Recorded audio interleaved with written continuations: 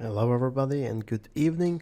I hope you enjoy the following because it was absolutely super fun to make this one, and I guess you'll see why because we were in Aarhus recording this. So yeah, no more bullshit from me. Enjoy, guys.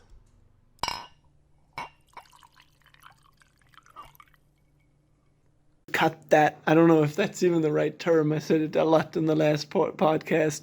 I think intercut that into the podcast. These clips that I'm making. Well, if it isn't a real word, we are making up the word right now. Exactly. So you can add it to the English Oxford Dictionary. Yeah. And as you can see here, we are going to drink this beautiful single malt in this bottle. Which is a German whiskey, Deutscher whiskey single malt. It has 45% actually. Yeah. So I'm very excited about testing this out with the host of the corner here. Already tried this with one of my friends. So we will pour this here. Beautiful sound of the whiskey opening.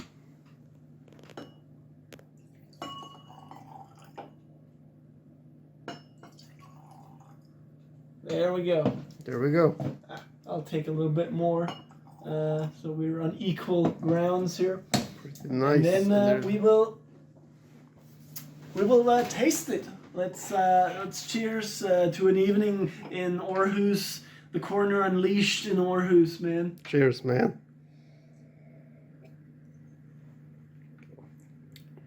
That's good stuff.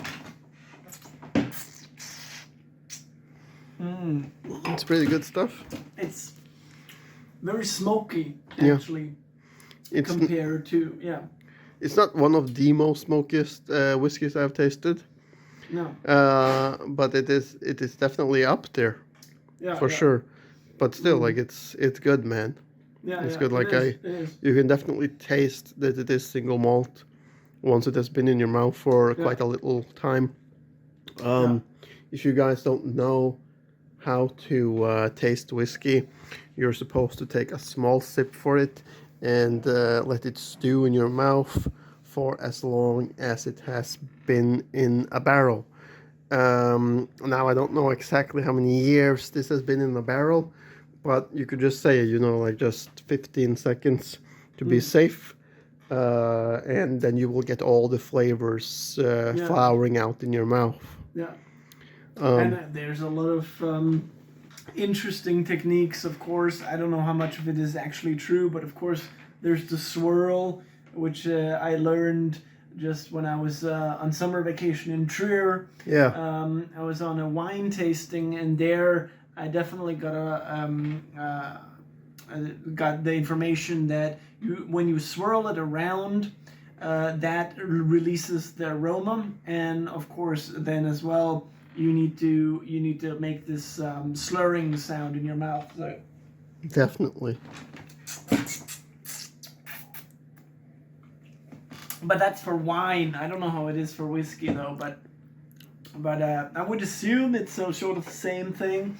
If anyone has any more particular knowledge on this one, if this is wrong or not, please inform us about it. It would be sweet. But that's we are just strangers. We are just trying to explore the universe, the world around us. And yeah, we just want to stumble upon knowledge as we go along, upon science. Indeed, man. Indeed. Science, bitch. Science, bitch, to quote Jesse from Breaking Bad there. Yeah. I think I'll leave the recording or the intercut for now. We will just. I don't know, I went off on a rant there. That is cool. That is actually cool. I was just like spacing a little there for some reason because like I just took these what do you call these Coasters. coasters, right? Yeah. Coasters. These coasters that I got from my brother. that I'm just using them because they look nice. It's not actually that I care so much about putting the glass here. I mean, I don't care about this table. It's old anyway. But I'm just using it because it looks nice.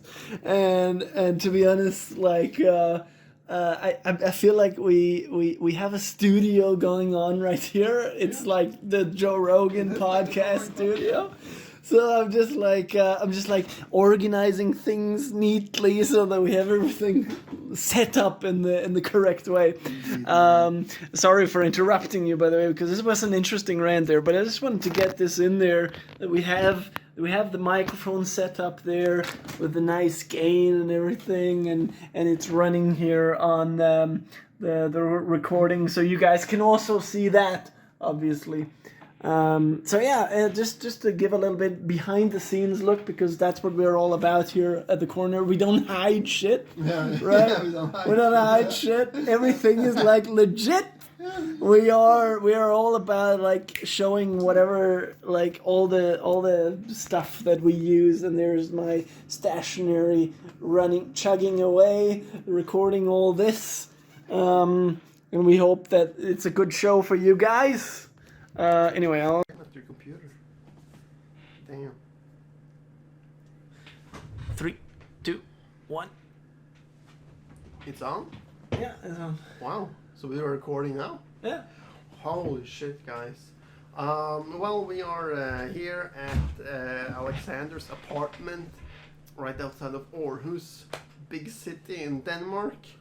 Damn, yeah. And, you know, like I'm staring at a German single malt whiskey in front of us, which reads Alte Gustbrennerei Philipp Koch Whiskey Single Malt.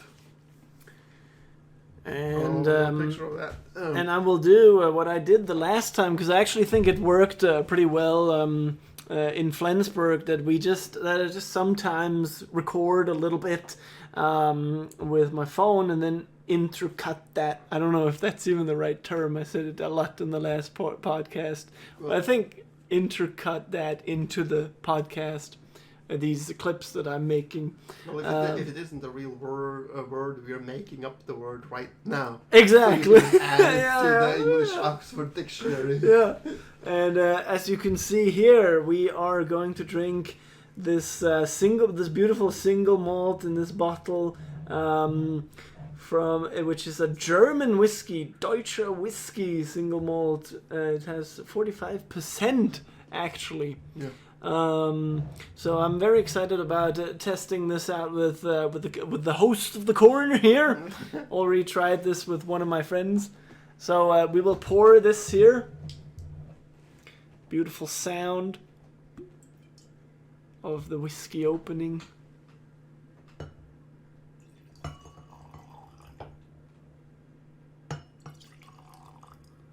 There we go. There we go. I'll take a little bit more. So we're on equal grounds here. Nice. And then we will taste it. Let's cheers to an evening in Aarhus, the corner unleashed in Aarhus, man. Cheers, man.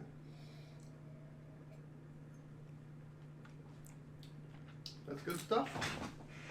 That's really good stuff. It's very smoky, actually, compared to, yeah. It's not one of the most smokiest whiskeys I've tasted. No. But it is definitely up there. Yeah, for sure. But still, like it's good, man. Yeah, it is. You can definitely taste this single malt once it has been in your mouth for quite a little time. If you guys don't know how to taste whiskey, you're supposed to take a small sip for it and let it stew in your mouth for as long as it has been in a barrel.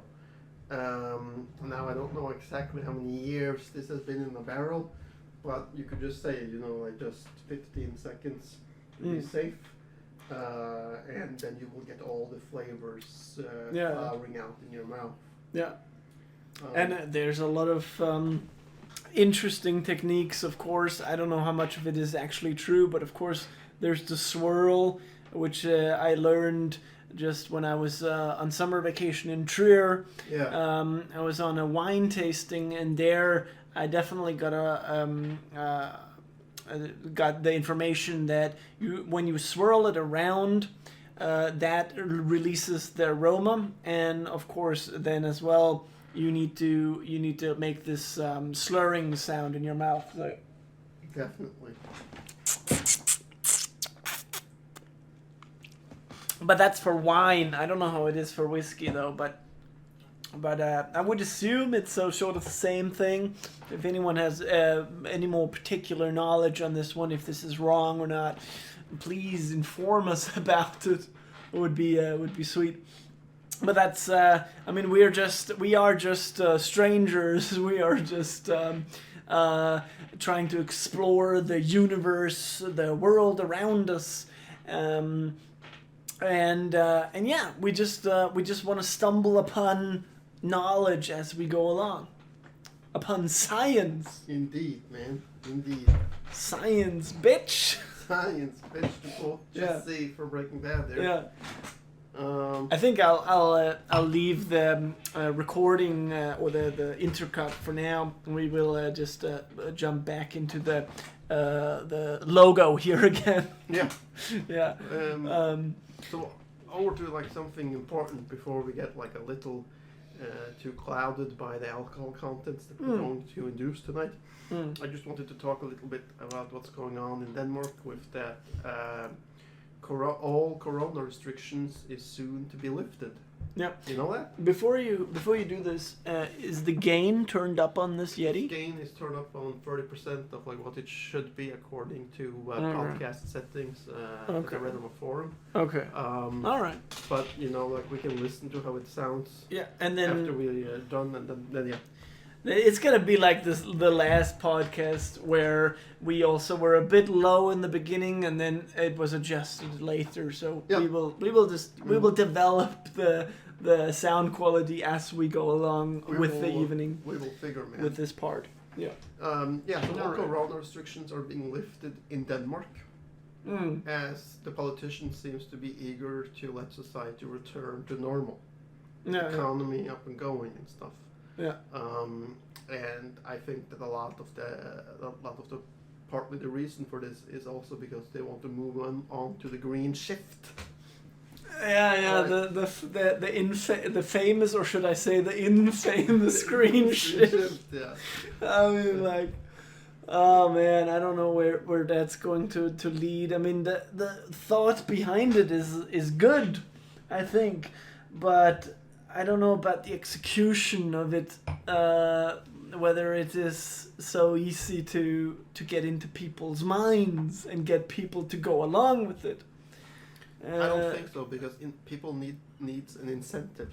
Yeah. Right. Yeah, that's true. And you can be damn sure that for humans it is not enough to see some footage of the news of ravaged homes by water in South Germany and Belgium. It's not enough to see footage and pictures of forest fires in California and huge droughts in South California. Yeah. That's just going to create a lot of donations and a lot of incentive to, I gotta donate 50 or 100 euros and then I'm good again. Yeah. But that's as much as they will help with it. That doesn't change the ways of living, because if you want to change the livings, then you need a bigger incentive. Yeah. If you want, like, I'm all for going green and stuff, but then the incentive for the common man should also be equalized in that matter, right? Yeah. If you want to buy an electric car, you're not going to take up a quick loan on 700-800 grand to buy that Tesla. No, you would though. Maybe if like all taxes and fees were lifted on the electric cars, and this would only be like 1/3 of the price. Yeah. Then you might do it. Then the incentive is there. You might change your whole roof into solar panels if it was at an affordable and cheap price. Yeah. Right. And sure, you would change to that to go green and get clean energy and cheaper. Yeah. But that's the thing. It needs to be the incentive there to do it. And the reason why the incentive needs to be there is because humans are a self-destructive race. Yeah. We will keep riding the same horse until it fucking dies, or it just flats out and can't anymore. And we won't stop. That's how humans are treating the world. If you're looking at the whole world as a one horse. At least that's part of humanity. That's one part. That's the shadowy part, I will say. But one could argue, that there's also more to it. There's another part, and we have evidence of that by looking at the last 2,000 years, the last 5,000 years, 10,000 years even, back to the Neanderthals. Humans have been living that long without destroying themselves. We haven't gone extinct yet. Sure. So that means we aren't interested in destroying ourselves. We just might have a tendency to do that. The thing is though, back then we knew nothing. We were hunter-gatherers. Yeah, right? That's true. Sure, that's true. That's a clean way of living. We didn't pollute, other than the bonfires that we were setting up to cook the meat and fish that we caught. That's true. Right. That's true. Well, as we evolved, we got introduced to gold, silver, and money. Yeah. The means that has eventually corrupted mankind to degrees not even explainable by words. Words haven't even been invented yet for that. That's true. And in a lot of ways, ancient Greece were I don't know if this equates to what you were talking about, but I'm just gonna say it right there. Like the whiskey is already kicking in. In ancient Greece, they were at a very high standard compared to what they were in the Middle Ages. For instance, with regards to medicine and law, they were far further along than we have been in the past 500 years. It's only until recently, until the last 200 years, that we are actually back at that level of education as they had in ancient Greece, with democracy and knowledge. So one can only wonder what happened along the way, what happened in the Middle Ages, where did all that knowledge go? The window for money. That was all lost. The window for money, man. I don't know. Yeah. Right. Could be. That's what I believe. Because if not, we would all be satisfied with what we got. We wouldn't chase after becoming millionaires and billionaires. We wouldn't chase this. The way that we do, but for most humans, we believe that money is the salvation. Yeah, at least in modern society. Yeah, sure. In modern society, however, I believe that money might make it easier for you. It might make you more comfortable. But it's not going to be the salvation that you need unless you can learn to treat money with respect. And how many of us can say that we are treating money with respect? Yeah, it is true. We have an unhealthy relationship with money, if I just may put it like that, in our society. Many people are, as you told me earlier, before we started this podcast, one of your friends in Norway is going through a bit of a depression, I guess, and is trying to heal his depression with materialistic objects, basically, but with buying things. And that's an example, I think, of that that belief that money is God, money is Odin. Exactly. That glorification of it, I think, is very unhealthy in a way. If you look at Jeff Bezos, when he was the CEO of the company, and even though yes, he was like one of the richest, if not the richest man in the world, he was still only in quotation marks taking out a salary of $80,000 a year. And I believe that is because he knew that, you know, if he took out a salary of like say 100 million a year, there would be no justifying that. No, right? no. To acting like that, like I'm gonna buy like a big ass yacht, and like a brothel, and have like 100 women at the same time or whatever, right? So yeah, like no matter what, you gotta learn to treat money with respect, right? Same as like if you have your own business, you're not going to take out every penny, every dollar that you earn in salary. You gotta leave something in the accounts. I don't know. Like I went off on a rant there. That is cool. That is actually cool. I was just like spacing a little there for some reason because like I just took these what do you call these coasters, right? Yeah. Coasters. These coasters that I got from my brother. That I'm just using them because they look nice. It's not actually that I care so much about putting the glass here. I mean, I don't care about this table. It's old anyway. But I'm just using it because it looks nice. And to be honest, like I feel like we have a studio going on right here. It's like the Joe Rogan podcast studio. So I'm just like organizing things neatly so that we have everything set up in the correct way. Indeed. Sorry for interrupting you, by the way, because this was an interesting rant there. But I just wanted to get this in there that we have the microphone set up there with the nice gain and everything, and it's running here on the recording, so you guys can also see that, obviously. So yeah, and just to give a little bit behind the scenes look, because that's what we're all about here at the corner. We don't hide shit. Right? We don't hide shit. Everything is like legit.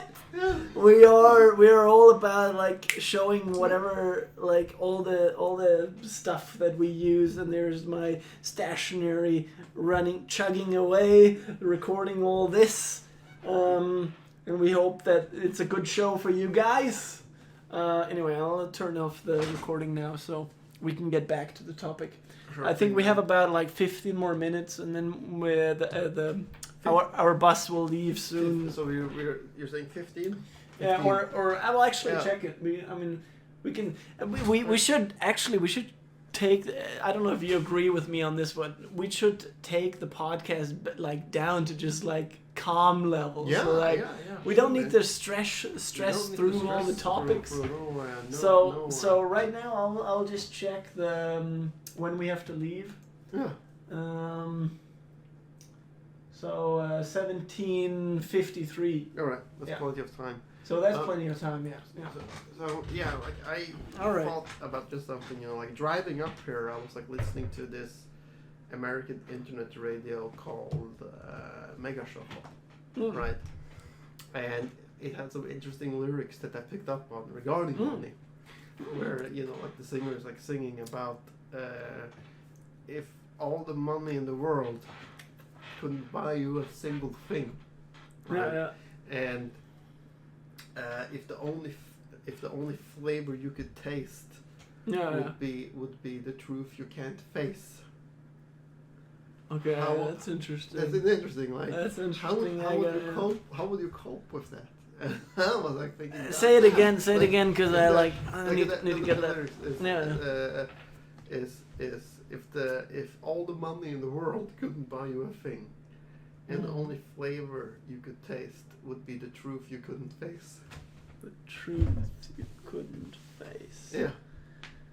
Yeah, that's deep. That's deep, man.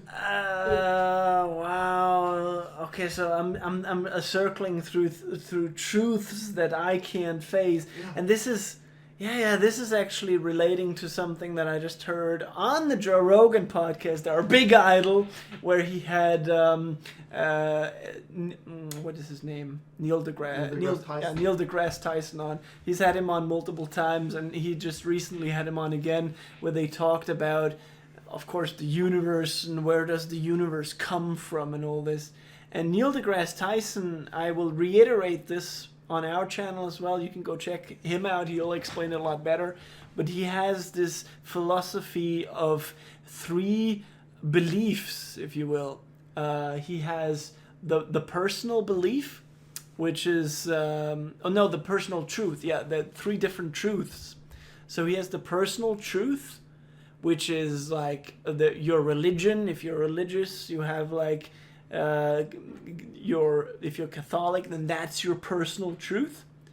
Then you have a political truth, which is where you stand. Where you stand, but not just where you stand, also what you've been taught in the media, and what you've been taught by politicians all around the world, by debates that you engage in, by like how different political topics shape your mind. That's your political truth. What you believe, ideologies, for instance. Yeah. That's your political truth. And the third thing is your objective. That's an objective truth. So that's because, of course, Neil deGrasse Tyson is a scientist. He's objective.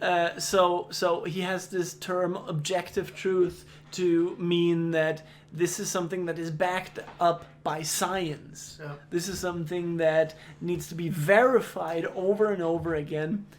And I went off on a rant here, so I don't know where I came off on this that you said before with the personal truth thing. Well, it pretty much boils down to there's like we're talking about three times of truths, right? You had that quote. Yeah. What was it again? If the only flavor you could taste exactly. was the truth you couldn't face. Exactly.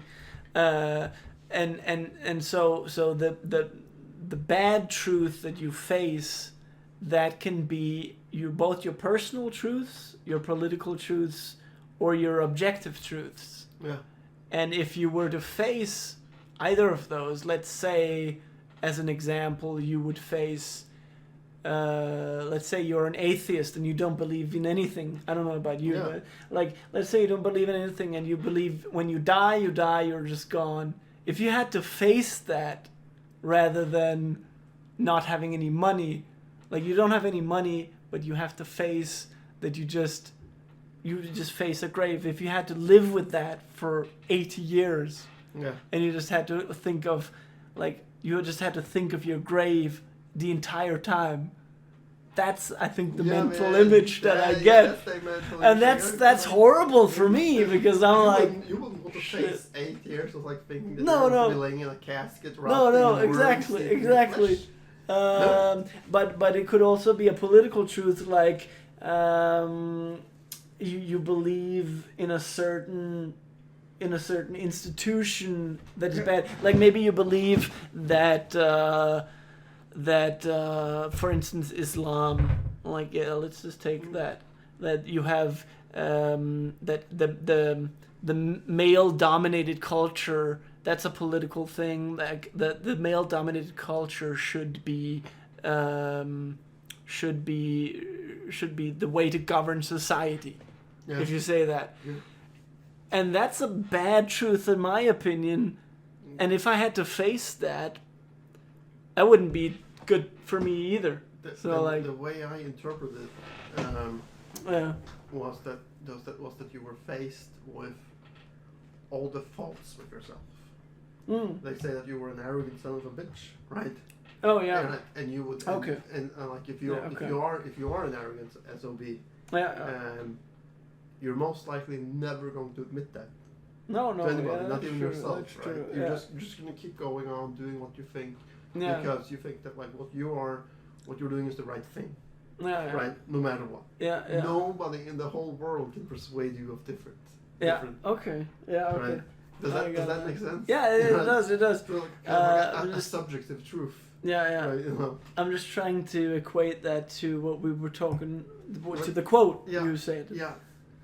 That if you didn't have any money, then you would have to face the truths that you don't want to face. Yeah, because all the money in the world can't buy you a thing. Yeah. Right. But if you're an arrogant son of a bitch, and you have enough money, so if you don't have the money that an arrogant son of a bitch has, and you have that arrogance, then that's a bad situation to be in. Because if you don't have any money and you're arrogant and you don't care about shit, then what are you? Then you don't have anything, right? Then you're fucked, basically.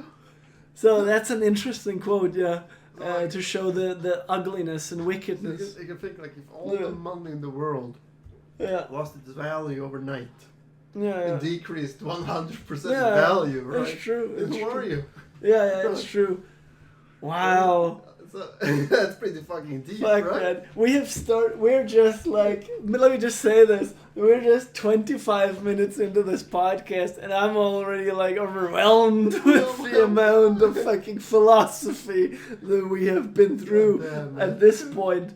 And I don't know where this night is going to end, but I just want to say that we've already come good from the start here, and like if this was just a regular podcast, I would already be happy with what we've got right now. But this is a special. But this is a special because we're going to Aarhus Center in a little bit of time soon, and we will see you at a restaurant. No, not a. We will be eating at street food. I don't think we will be recording there. We'll take a couple of pictures. Yeah, we'll take it. Yeah, we'll take a couple of pictures. But then we will see you probably at a bar in Flensburg, whether that's going to be Sherlock Holmes a pub. bar in Aarhus. Yeah, a bar in Aarhus. You said bar in Flensburg. That's it? Yeah. I did? You did. Wow! Fuck, man. Holy shit, man. Wow. That's epic, man. I am still on Flensburg time. No, of course, I mean a bar in Aarhus. I was like thinking like have this maniac arranged transportation all the way from down here. Oh shit, man! Wow. Yeah, no. Of course, I mean Aarhus, a bar in Aarhus. Yeah, Sherlock. I didn't know where it was going. No, Sherlock Holmes is of course a great pub, but whether that's going to be that or Golden Lion or whatever, Golden Lion is a bit loud in my opinion. You'll figure it out on the pictures. Yeah, exactly. So I don't know if we have any more. Like we will be taking the bus. Yeah. We will be drinking on the bus as well because you're allowed to do that in Denmark. This is Denmark. This is not, fucking Denmark. This is not fascist America. No, or Norway. No, I don't believe it's. No, it's not illegal. It's not legal in Norway either. To drink on the bus. No. But how about in a public park? No. Not. People do it anyways. People do. In these big public parks. But it is illegal. It is right? illegal. You could technically be fined. Right. You could technically be fined for it. Yeah. But people hide it in their brown paper bags and shit. They don't. Like, they don't. I don't think that the police cares because, like, if they did, then that would mean that they would have to fine, I don't know, like 1,000 people at the same time. That's a lot of manpower, right? Yeah.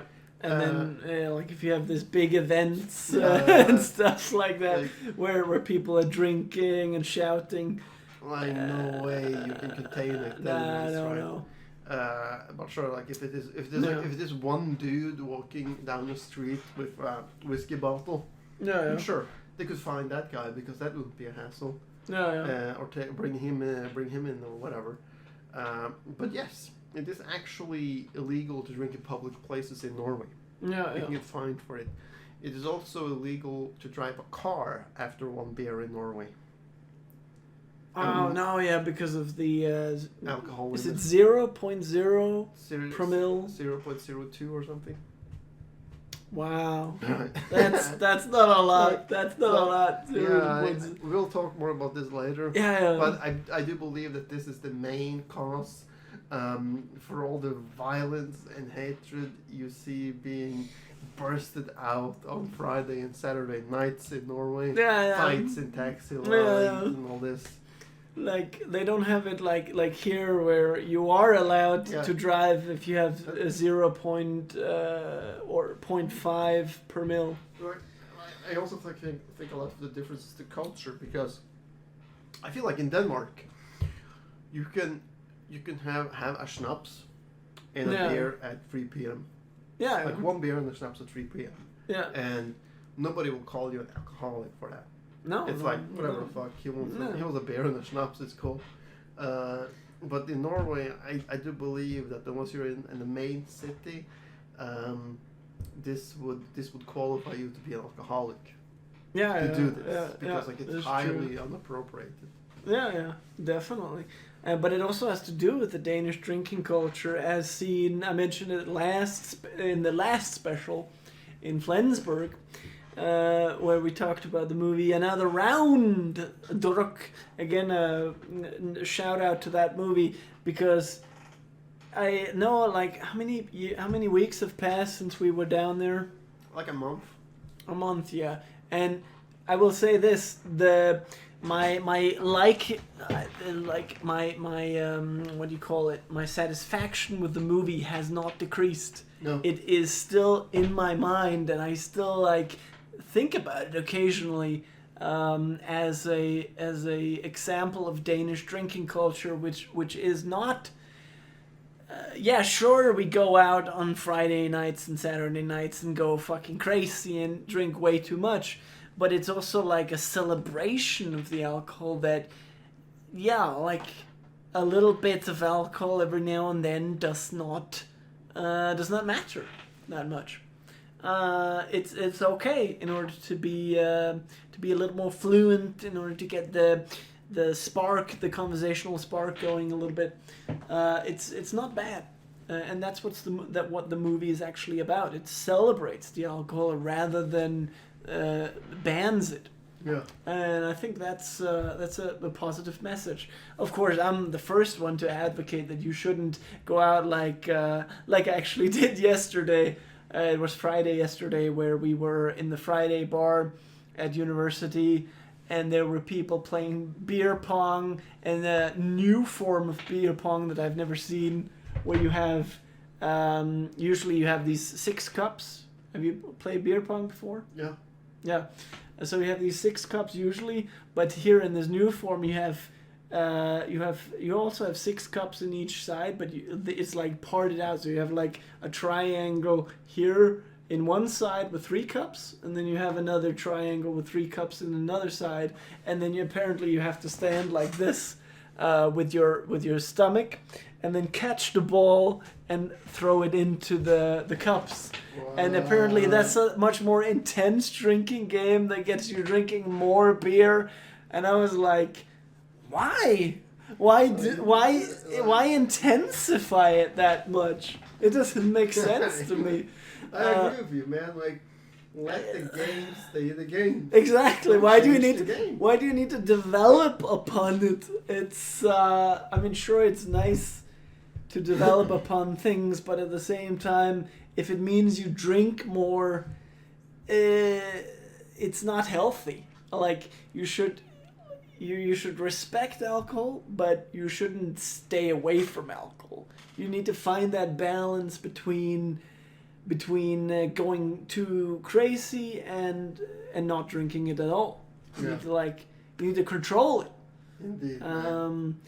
And I think a lot of Danish people are good at that. I gotta admit that. We're going to see tomorrow if we have managed to contain it. Or if we are just flat like our Flensburg trip.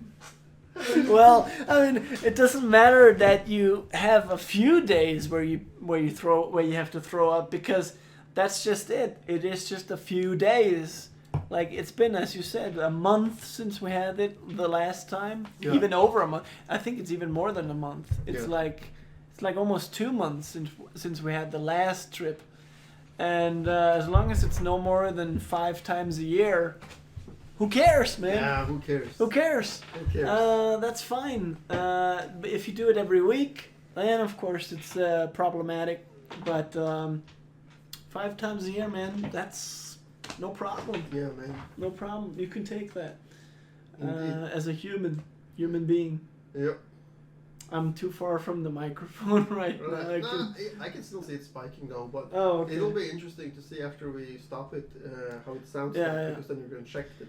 I think it will actually be better because we're inside and Yeah. there's not the atmospheric stuff. Forgot to bring the outside cap. Oh for it, right. But Yeah. we'll work with it. I See how it we works. want like we didn't want to record at street food anyway, so I think it'll be fine. We Bigger only phone, wanted to record at the bar. Yeah. Indeed. But yeah, it's gonna be good. It's gonna be good enough. I think I don't know. Do you have anything more? I don't have anything more for the moment. All right, because then I think we will end part 1 here, and we will see you after the break. And don't forget to sub. No, well, like, yeah, don't forget to sub, but we will also say that at the end, of course. We'll say that multiple times. Yeah, multiple times during the podcast. All right, man. Right, and we are now at a very quiet pub for part 3, and the mic is spiking, but this is very quiet. This is probably the most quiet part that we have ever done.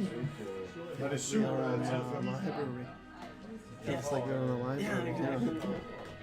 Very quiet pub, as you can see in the pictures. I'll also actually make a little video right here for you guys, so that we can get this. So as you see, I'm actually going to do wide, the big angle here. After I go use the bathroom. So, yeah. Set up here, and Patrick is just going to the bathroom, and we will pause it for a minute and continue after he's back again. Let's hope we don't get flagged on YouTube for the music, and just enjoy the atmosphere there. I'm actually just gonna let it run and record the ambience of the bar for a while.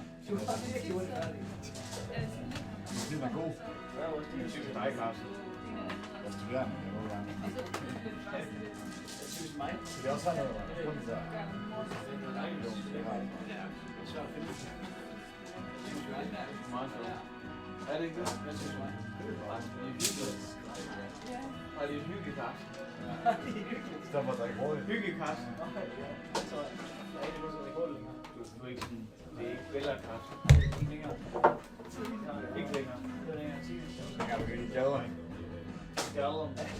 Det var meget sjovt. Det var så lidt. Jeg ser senere. Nej, kommer ikke så meget. Ind i byen, hjem kl. 2, fordi jeg drikker noget. Hvorfor ikke hjemme 10:30? Jeg var ikke noget af det. Jeg lavede ikke så meget værk.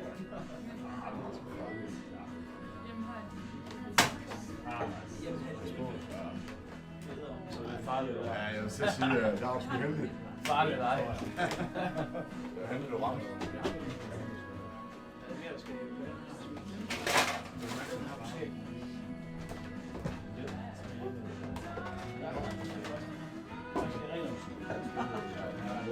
Nej, det er de andre regler. Og det er spilleregler.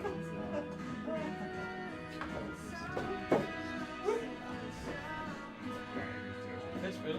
Så skal jeg på kasse. Det gør vi skal. På Sømix.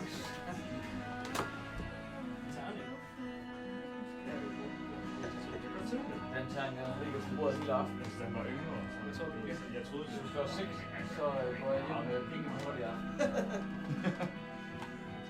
5 eller 6. Hey! Perfekt. Så kommer jeg hjem med plus. Jeg får 1 eller 2. Hvad så? Jeg alle mine penge. Hjem til min. Hey! Jeg skal heldig. 1 eller 2, det er selv stort. Det er ret stort spil, du spiller der. Det er sgu ikke lidt, selvfølgelig. Jeg havde ikke gjort det. Hvis jeg får 6, så tager jeg hjem. Jeg spiller sådan et spillegård med sådan, der er sådan en spilleplade Altså, det er sådan noget. Den yngste drikker 2, og den ældste drikker 2. Joke også med, at der skulle være et felt, hvor der bare hed, tag hjem. For noget fest. Tag hjem. Så lander på det felt, så blev det bare nødt til at tage hjem. Jeg fik bare klokken 6 om aftenen. Ja. Men ikke for aftensmad. For noget festen. Så skal man lade være med at stå og tage.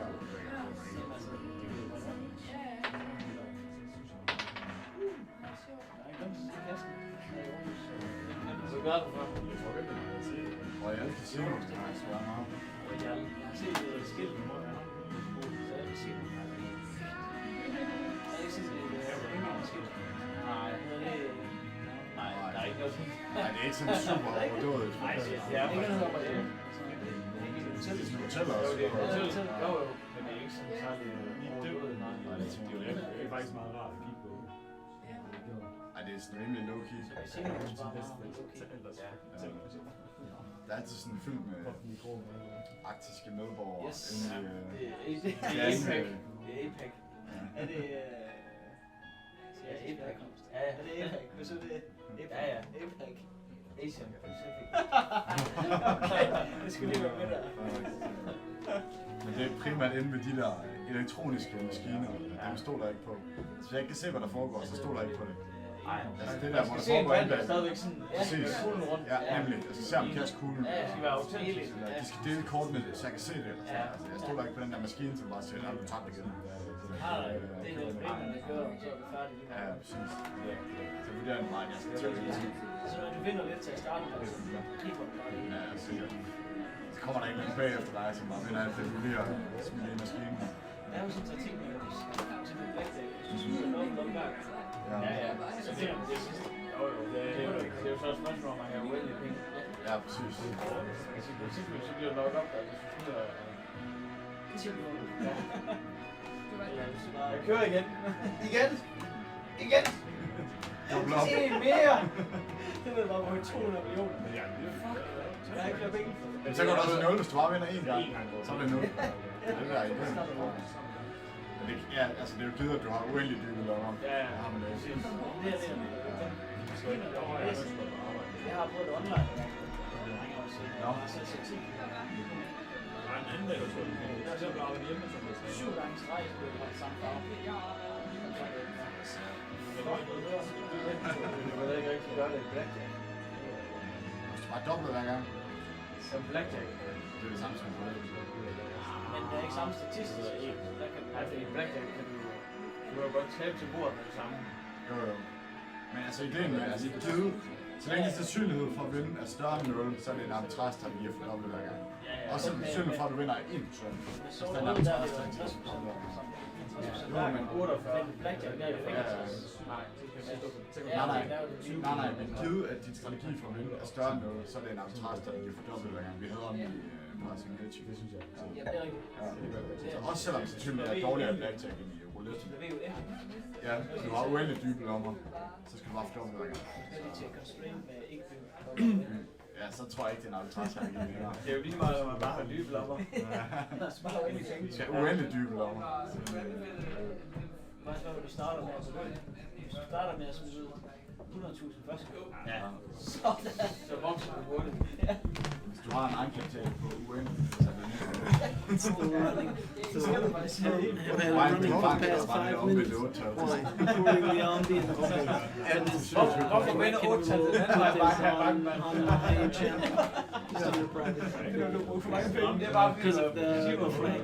No problem, man. So I took picture. It's not like it takes so much space.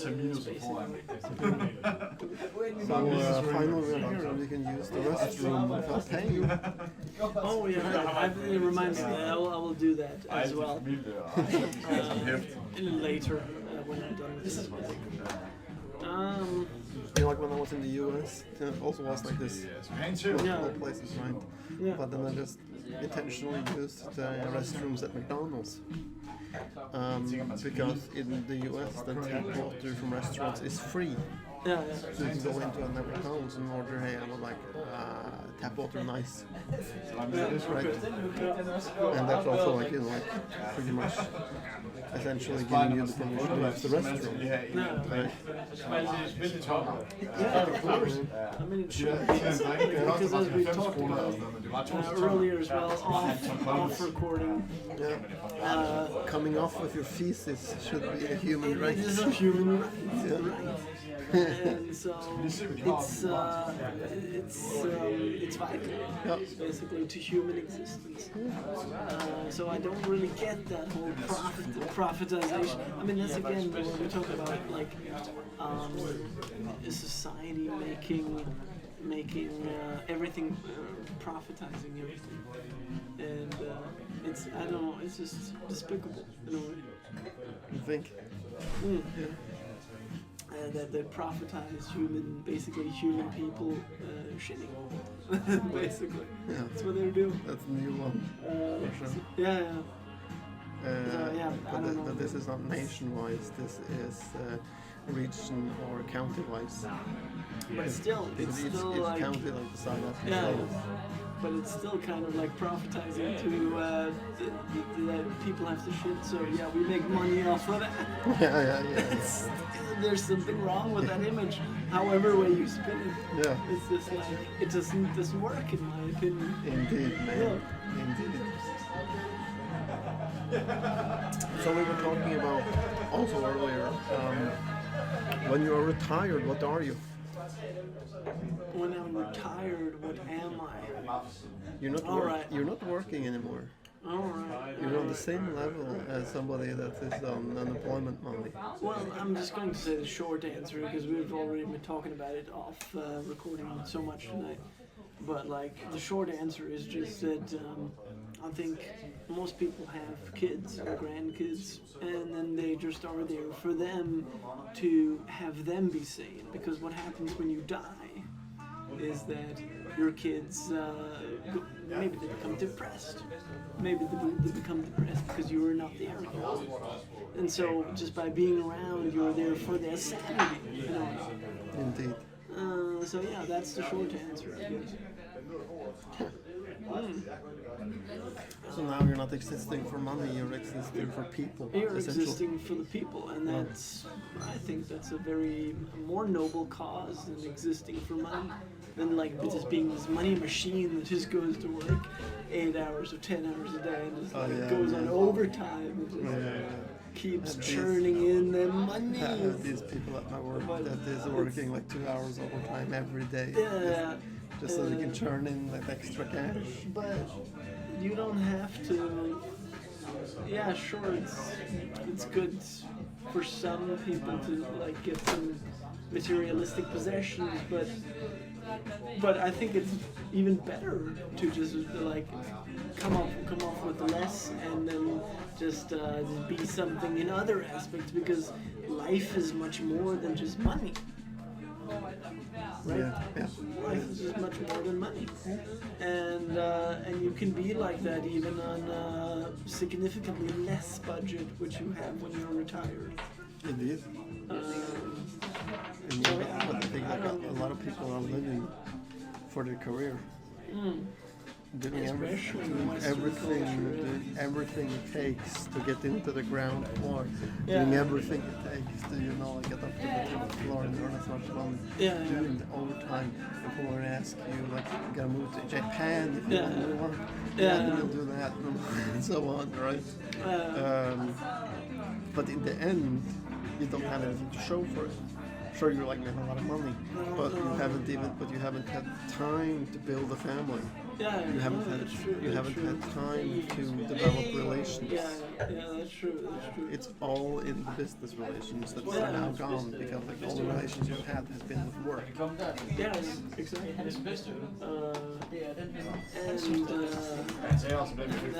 That's just a Western culture for some reason that has been built around the career.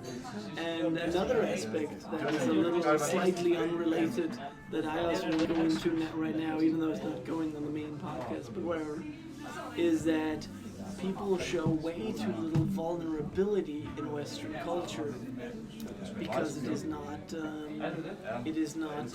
accepted. Like, for instance, crying is not accepted in Western culture because it's seen as a weakness. Yeah. But actually, this is just like branching off of something I heard on the Me and Bialik podcast with Will Wheaton, that they were talking about that vulnerability is actually a way to get out of depression as well. So that when you show vulnerability to other people, that's when you can really talk through shit and then get to a place where you can heal. Sure thing, man. Whereas what some doctors describe as just like a bunch of pills and then the fucking problem goes away.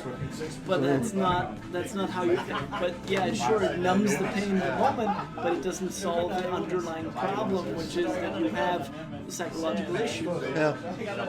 Like, it reminds me of the scene in the Peaky Blinders where our main character wakes up almost every night from PTSD, from having nightmares, because he was one of the tunnelers in World War I in France, digging tunnels under enemy lines. Wow. You know, but the thing is that the French also did the same, right? So in these tunnels in the French breaks through and there's a big clash and he has nightmares of that, like that, and dreams that every night that Frenchmen are digging through the wall to his bedroom. So here's the pigs. Wow. He like wakes up screaming, and then his solution to this is just like wake up, pour up a half kitchen glass of whiskey, and light a smoke. And then he has like a semi-girlfriend this time that like says, you know, I want to talk about it.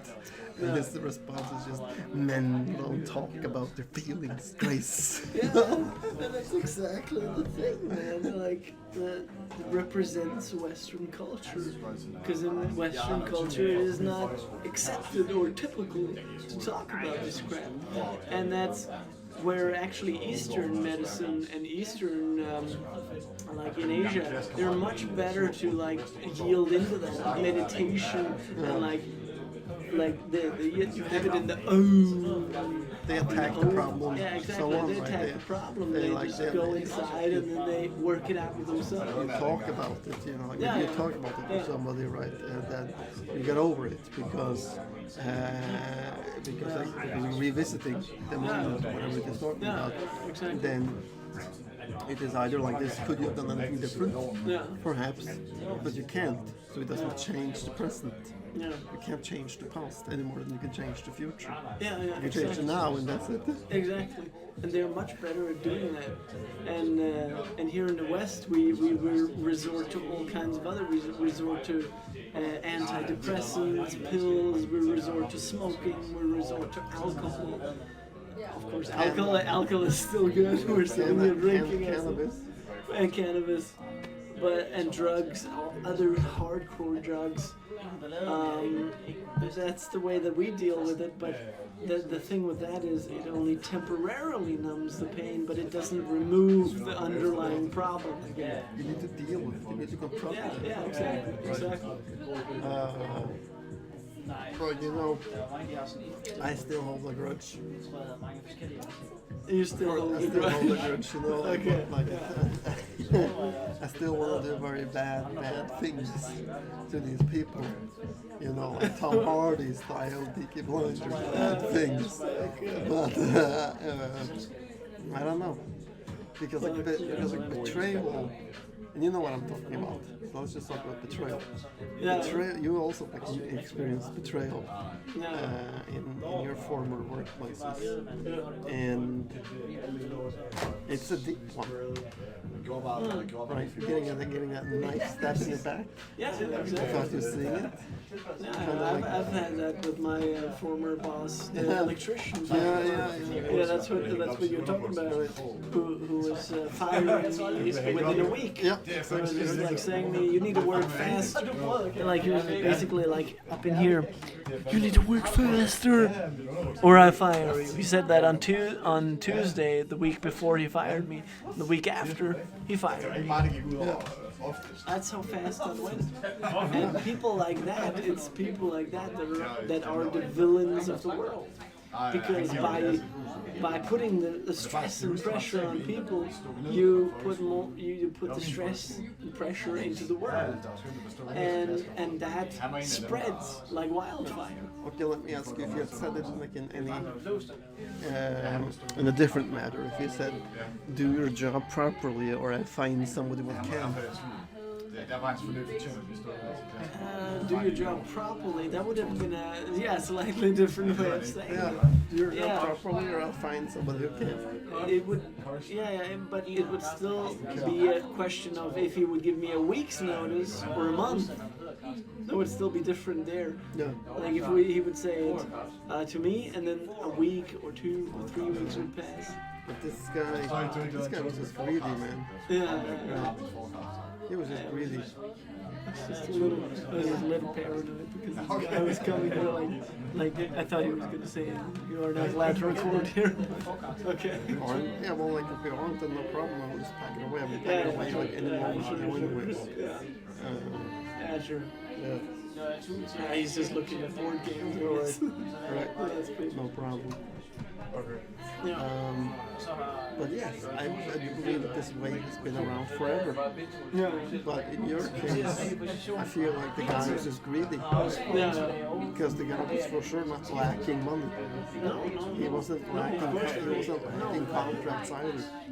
No, I mean his business was as busy as ever. I mean there was always new stuff to do, and that's why he hired me in the first place, because he needed more people to handle all the jobs that he received. Yeah. And he was living on a big ass farm, like quite a big business.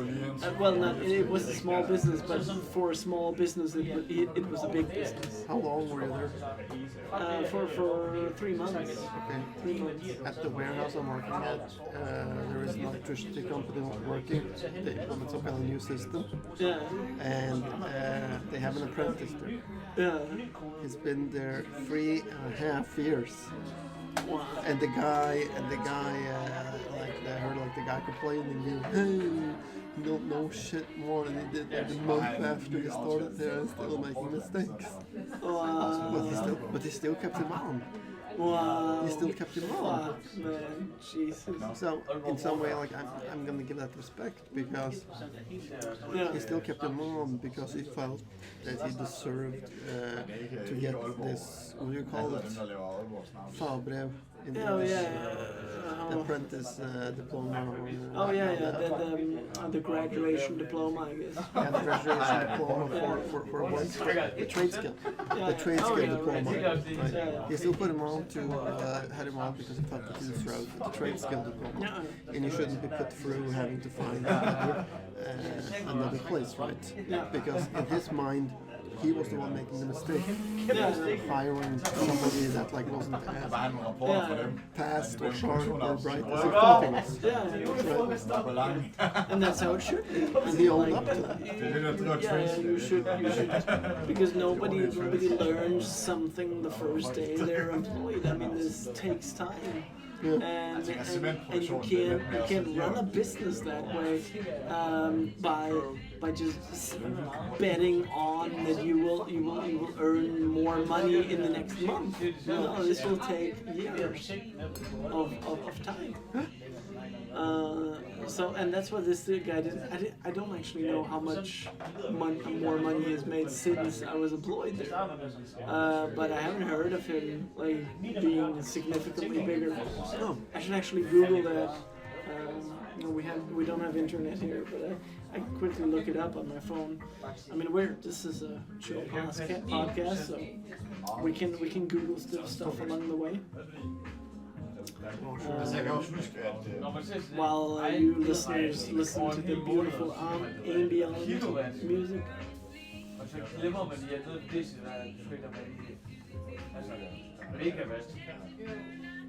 Altså jeg kan huske, der var en... Ice cubes at home. Yeah. Gonna want some ice water when The ice cubes are locked and loaded. some ice water when we have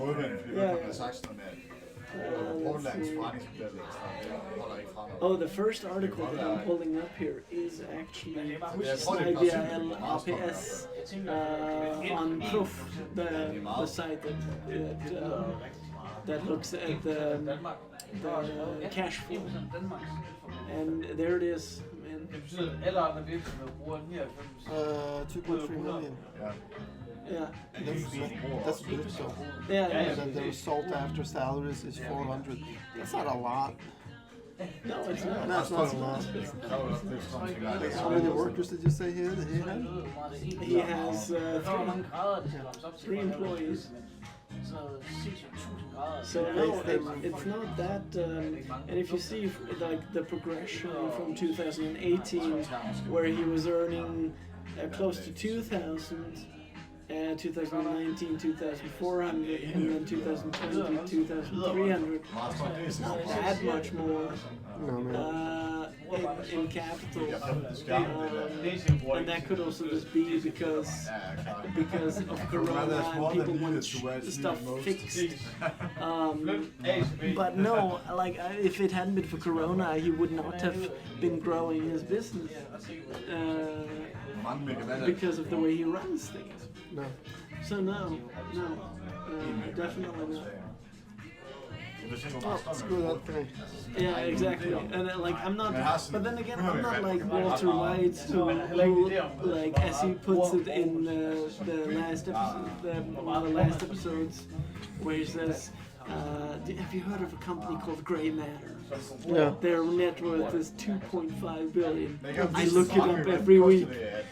Now I'm not like that. I don't look up this company every week because I don't have a grudge against this I guy. never understood that because like, he had the grudge, but Yeah. he was the one who chose to sell out. Yeah, exactly. So like, why would you look up every week what this? That's obviously just because Walter White is a greedy, self-centered, arrogant bastard. He's a narcissist who just wants to know, like, if Elliot and Gretchen has failed. And now I'm going Breaking Bad shit again. I don't know if that's the point. Anyway, I'm just gonna go for a. Should I just pause it here? Stop it. Yeah, we'll continue with Troy's talking this time. Alright. And next.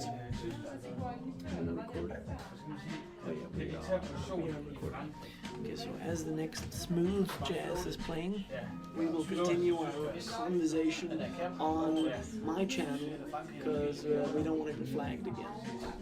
So, well, yeah, I just tried a Naipa. What? A Naipa. A night. That's what they call it. Apparently, it's New England IPA. All right. Doesn't taste as bitter as the brew dog we had earlier. So it's actually more. That was horrible. Yeah. You're calling it like they are horrible. But this one is actually okay. I think. You can try a little bit if you want. No. Just keep it. Okay. I'm a little bit on the wagon right now. All right. As I can feel, like I can consume too much. Yeah. But that's because, like when I'm at home, right? Yeah. I'm used to consume on average 1 pint a day. Oh, yeah. 1 pint a day, right? Yeah. And that's I get home from work. Yeah. And I, especially if I start on the evening shift, pour myself a pint, get a pint glass, and get up on the computer. Yeah. Check if you're online, but then you ain't online to make podcasts. Yeah. I need to find someone else to play with. Yeah. Play Red Dead or someone else to invite on the podcast. I was actually impressed by the guests you had on recently. What was her name? Pipsky. Pipsky, right? She was a really interesting guest, I think, because American Army woman. yeah, not only that, but also her microphone worked really well. I think she has a Yeti. What? I think she has a Yeti. Oh yeah. Right. Because you could hear it. It was very clear going through. Yeah. And you can feel the quality of the conversation just top when you hear someone has a studio mic over just a regular crap mic. Definitely. For sure, man. Yeah, like I'm not in a rush to come up with new topics because this is still casual. We're still She has an interesting story yeah.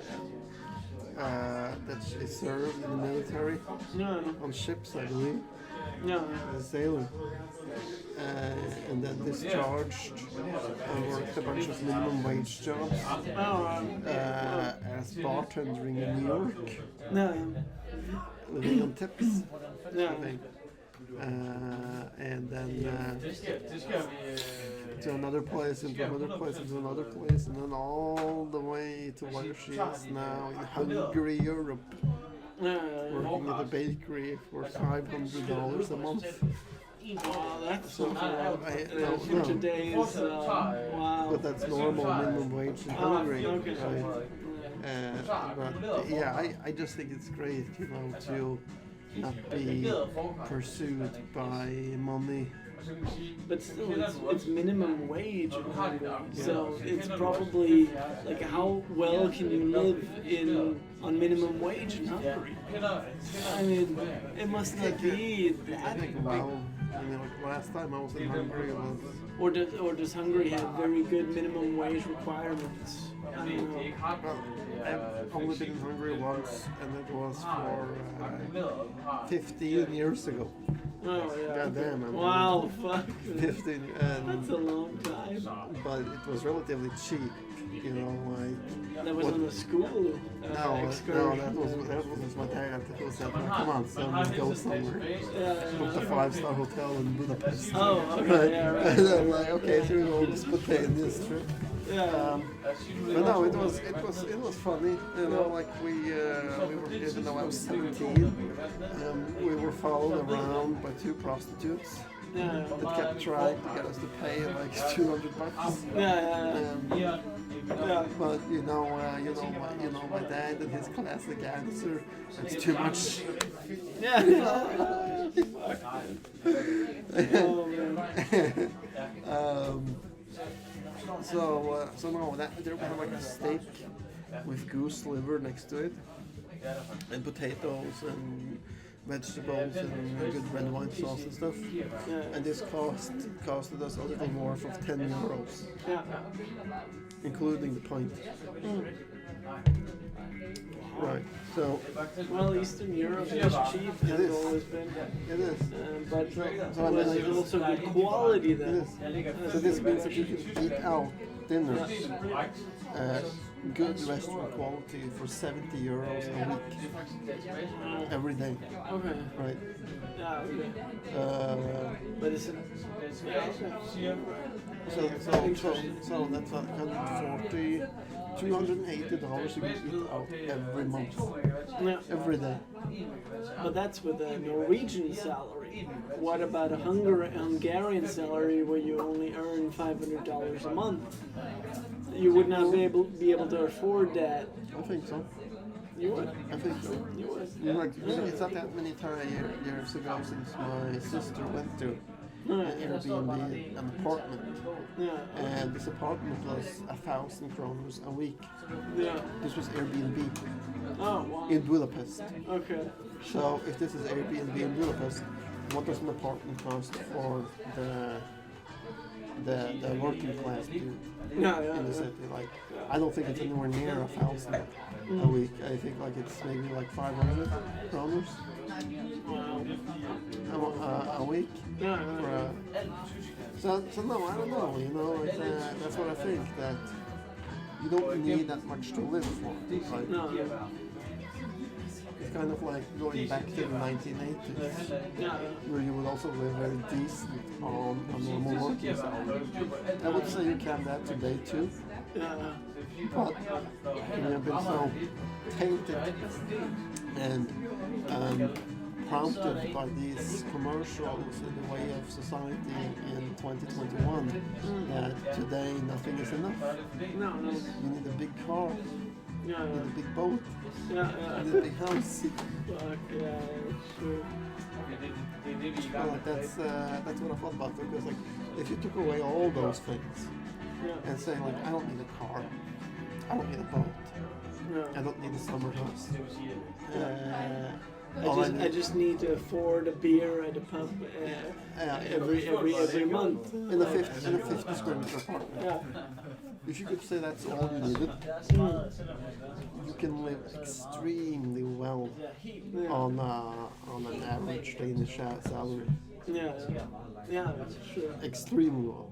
Jeg tror faktisk, at Lego er meget vigtigt. And shit, you pay something like $200 a month for your apartment. Yeah. Though I know you're a student and all, but crap, but shit. $200 a month. Salary is $4,000. Ja. Wow. Det er jo så træls, at du ikke bare sidder der. Du kan ikke forstå, hvad man siger på norsk der, så det er bare en fucking database. So no, man. But it's like I just heard like a couple articles when we were walking to this pump about some money. I have the woman said like I have 100 kroner for money, right? And the man yelled over and said you can't even get the buff benet for that. A what? A buff benet. Jeg tror, det er 20. Oh, steak benet. Right. Wow. Yeah, because everything is so expensive in this town. Yeah. Wow. Yeah, shit. Wow. So I guess like they had to do like they probably had a shawarma place or something. Yeah. For the 100 crowns. Fuck, yeah. But here you see it, not like I will also say that in the city like this, Yes. you know, like 3,000 people, you're still influenced. Yeah. Like a friend, like you see all these things. You see all these restaurants, you see all these pubs, you see all these clothing stores. You'll be tempted every day that you take a step. Yeah. Right. So no, I would say like it takes a strong man to resist all these temptations. Yeah. No, It's true. I that live in on the boonies, I pass no pub. No, I pass no pub. I pass no restaurant on the way to work, except for McDonalds. Yeah. So you don't have that. You're not even. Your discipline isn't even challenged. No, if you will. No. And that makes it easier, I guess. Yeah, but yeah, like a man who's living in a city.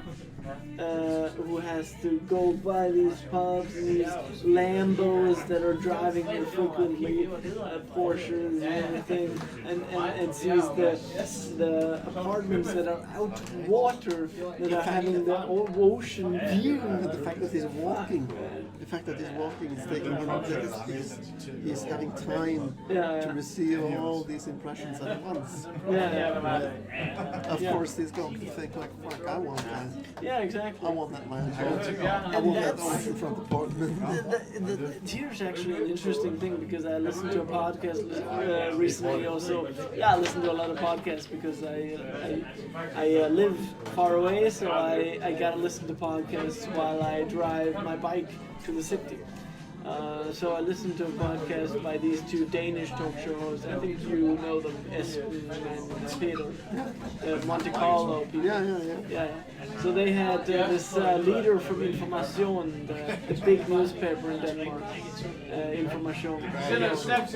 It's a social democratic newspaper, and the leader is Rune Lykkeberg, and he was talking about, like, this really pissed me off actually, because he was saying that when you do this, when you are this person who as a lead, like as a director of a company, when you go around and you when you don't have these, when you don't buy all these things, you're pissing the workers in the mouth by saying that, well, I don't want all these things because I want to live a normal life.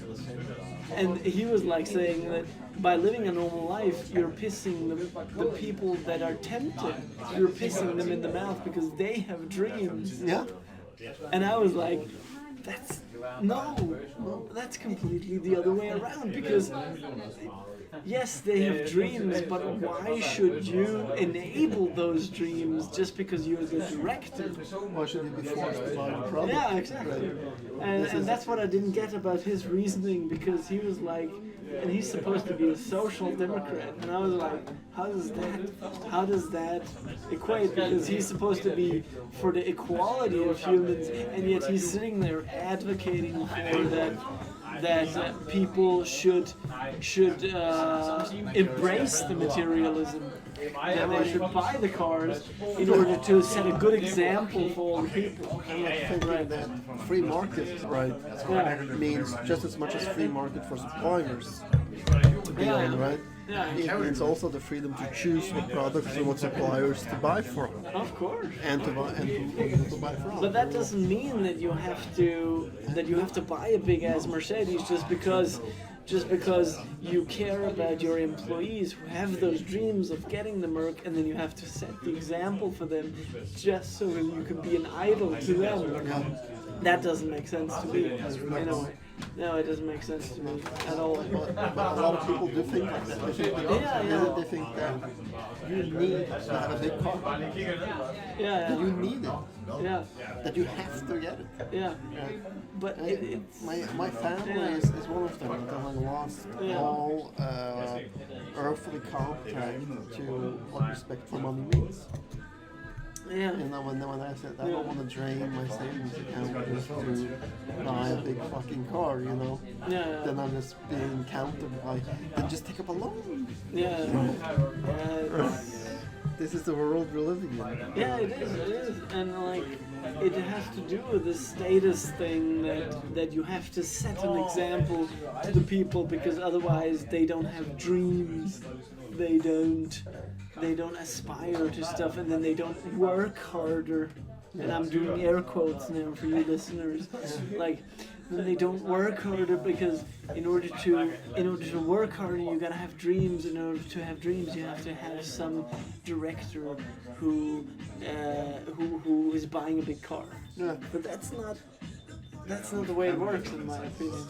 I don't think it works that way. I think like you can easily have a good atmosphere at your work without that image, without a person who's like Donald Trump. Look at Warren Buffett. Yeah, He lives at the same damn house that he bought 50, 60 years ago. Yeah, exactly. Which was a normal worker's salary house at the time. Yeah. You know. Sure he was rich, and a lot of people has batted on him for this in the later years, you know, because it is a big house.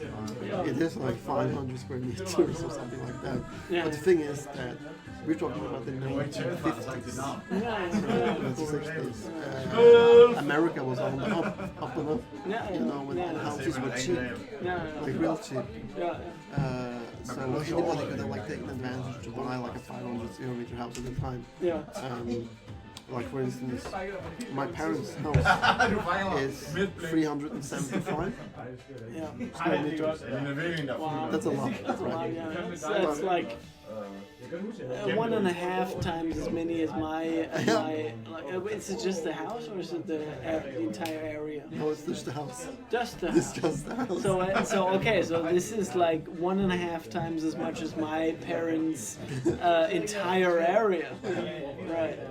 Just to put that in perspective. That have been explained that when they built it in 1987, the price was 1 million kroners.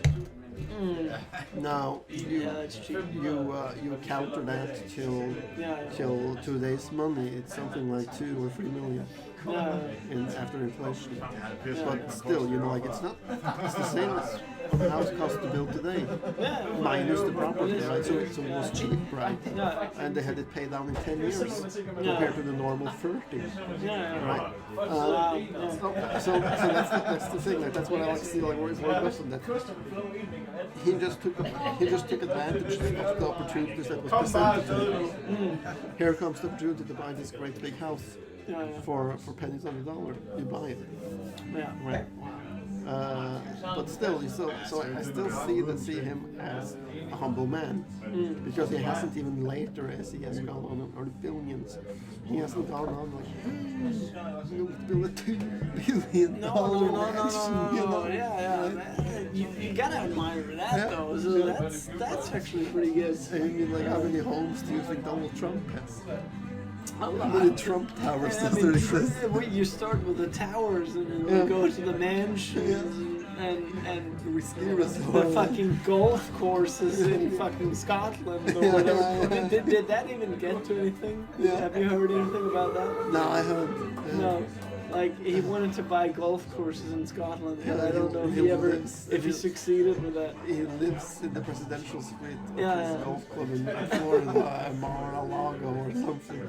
But I think also with Brexit it has become much harder for him to establish his golf Yeah. course there. No, I don't think he's gonna do it. To be honest. Oh goddamn, man. But with him though, he doesn't have the money in cash. No. All Trump's money is bound in property. Yeah. Right. Yeah. That's why like the tax report shows like if they Yeah, was he's released, broke. Yeah. That's why he went broke because all his money is elsewhere. Yeah, tied up in shit.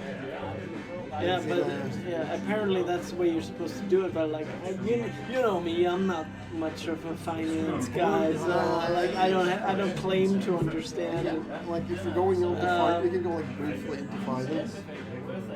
I would say that like there is many roads to Rome. There's not just one path. Yeah. Right. The housing market is one of them, but it also comes with a big risk. As if you want to get into it, Yeah. you also need to take up a bunch of loans, Yeah. and you need to find a way to pay down these loans. Kind of like creating renters or another income. We also have the path that's like fucking Bitcoin cryptocurrency. Yeah. But you know, for me, like none of these two paths has really tempted me.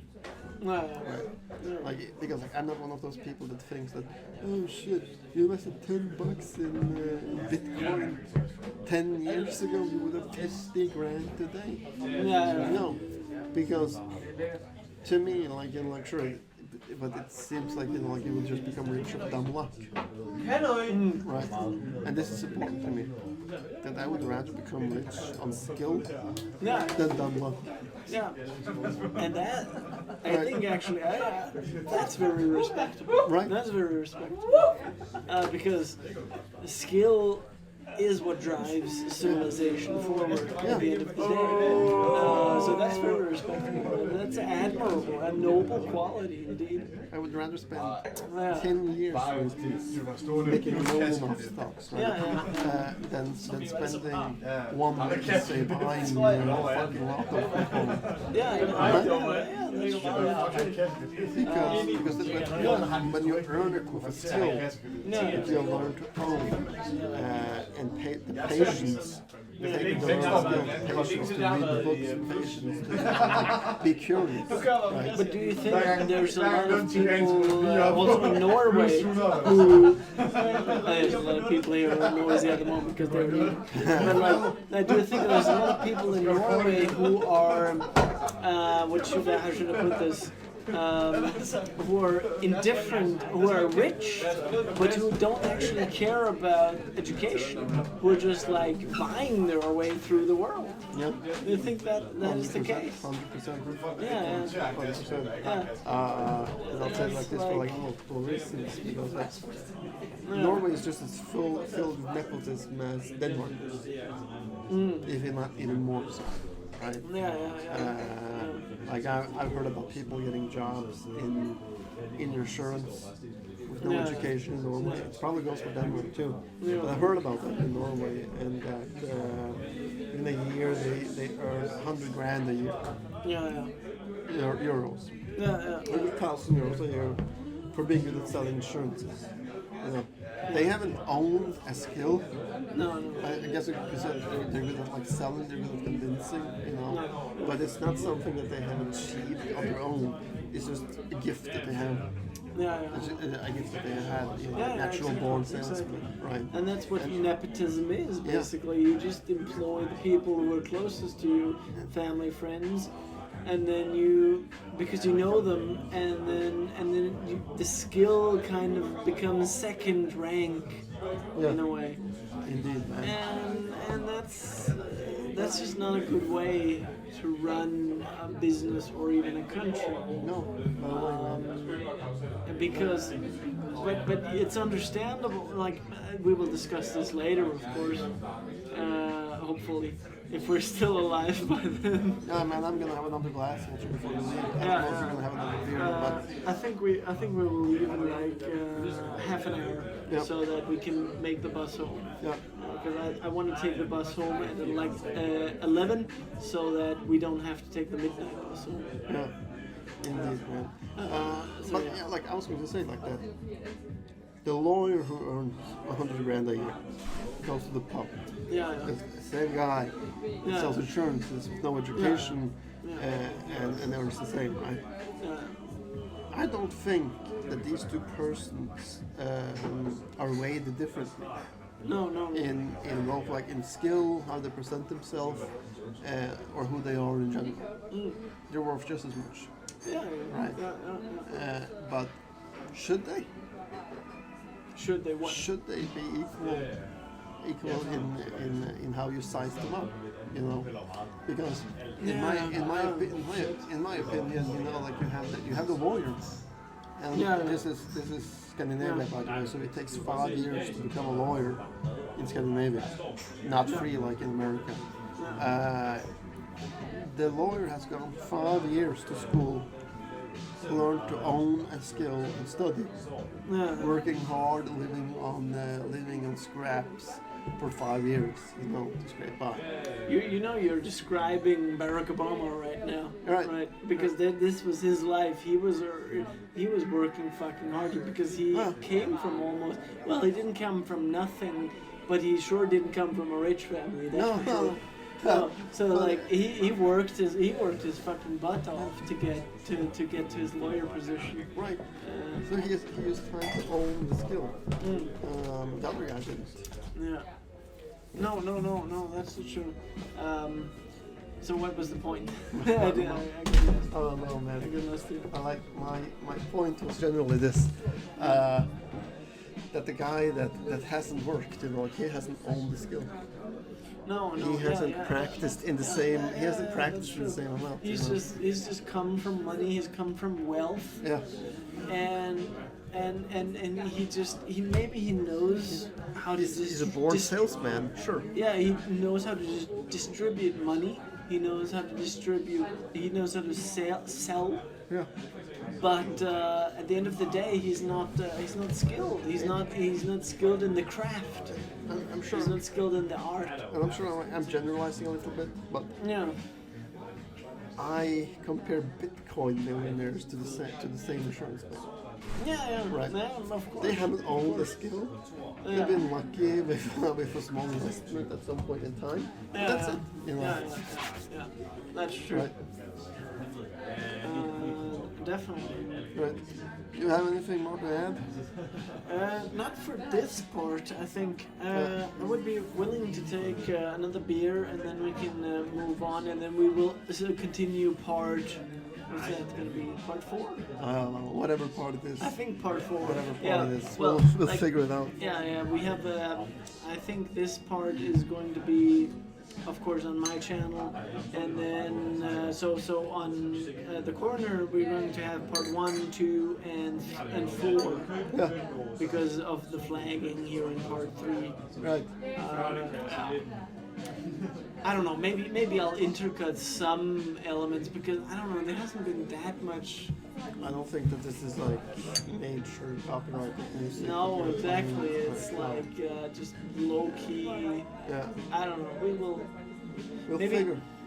maybe- We can put it up on your channel for a test. Yeah, we will upload part 3 on my channel for a test, and then if that gets flagged, then I will not add it to this special. Good man. Yeah, we will do that. That's a good plan. And then again, this is the way that we run these podcasts. We do the structuring as we go along. Yeah. So that's what I love about these podcasts, sure, because man. they're improvised. For sure, They're man. but as improvised as they are, they're still structured. I think we were still good at like getting things built along the way. I think I don't know. it's like more structure than Flensburg takes. But I'm interesting to Definitely. see the masterpiece when Getting better. master editor Troy. Yeah. Right. I mean, a lot of it is in the editing, but a lot of it is also in the execution, as we talked about earlier. Indeed. Because you can do a lot of editing and blah blah blah, but if you are not at the right locations and such and so forth, then you don't have the material for it. That's it. Yeah, that's just it. And last time at the Flensburg podcast, I didn't record enough. That was it. That was it. I didn't record enough, and we didn't have the microphone set up well enough. I don't know. Right. We're on half an hour. Right. So don't forget to sub. Yeah. You can just order 2 or 3. Yeah. But no, that gives me an idea. I can just make a fromage and bring him and tell me like this. Yeah. Right. So I just learned that a fustage is apparently a barrel. Yeah. A keg. A keg. A keg. That apparently in this place they get it delivered directly from the producer. And they managed a whole thing that a vendor would usually do. They do themselves, which is amazing. Yeah. I actually think. So this is definitely like small timers. Yeah. Because I mean, they drive that's there just- themselves also. This is like a huge. I'm blanking right now on the adjectives. I don't know. Like I just want to say, like it's just amazing how the job that they do in order to get the beer from the producers to here to the local bars, and that's apparently a lot of bars in Aarhus do this. I think I assume, right? This? Like No. no. Most bars would order everything from one supplier, such as Royal, as a Unibrew, or Carlsberg, or Tuborg, right? And then they send a truck. Yeah. And then they send a truck every month. But that makes it all the more unique that Yeah. this bar, Mundhäld, if you're ever in Aarhus and come across it, you should definitely check it out because, damn it, I mean, like they get their beer directly from the producer. So come there, guys, if you want to check it out. Just big commercial to it. We're not sponsored by it, obviously, but check it out, man. Yeah. Oh, sure. So yeah, that is epic. I don't know what more to say to it. Maybe you're sobering up. Yeah, we're sobering up. That's a good thing because they have free ice water, so it makes it easier to sober up. Actually, Indeed, man. And we didn't really set out to get wasted today. yeah. Not recording. Oh, I am recording. I've been recording for 2 minutes now. But it's just like it's just she's anyway. I mean, like it's just like I did before when you were at the bathroom. I was also recording the ambiance.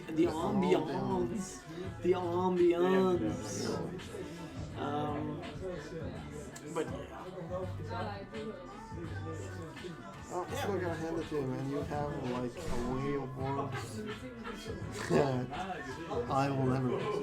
well, that's not surprising. I mean, considering my educational level, like the amount of courses in linguistics and language that I've taken, I cannot undervalue that seriously because I've had German in elementary school for 3 years. Something like no, junior high school. Oh yeah, right. But then again, I like. Okay, yeah. But I also had it since I was a kid with my dad, of course. Right. So I'm like a bilingual already. I also think that you have grown up in a house where conversations were normal. Yeah, definitely. Like, In my house, conversations was everything but normal. yeah. It was kids should be heard, not seen. Heard not seen. Heard, not What? seen. Yeah. What does that mean? Heard, not seen. It means like you go to your room with PlayStation, go outside, whatever. Right? What? Yeah. No. Yes. No. Yes. Seriously? Right. If I were like hanging around in the living room, I would get a question, like from my father, like, "What the fuck are you doing here?"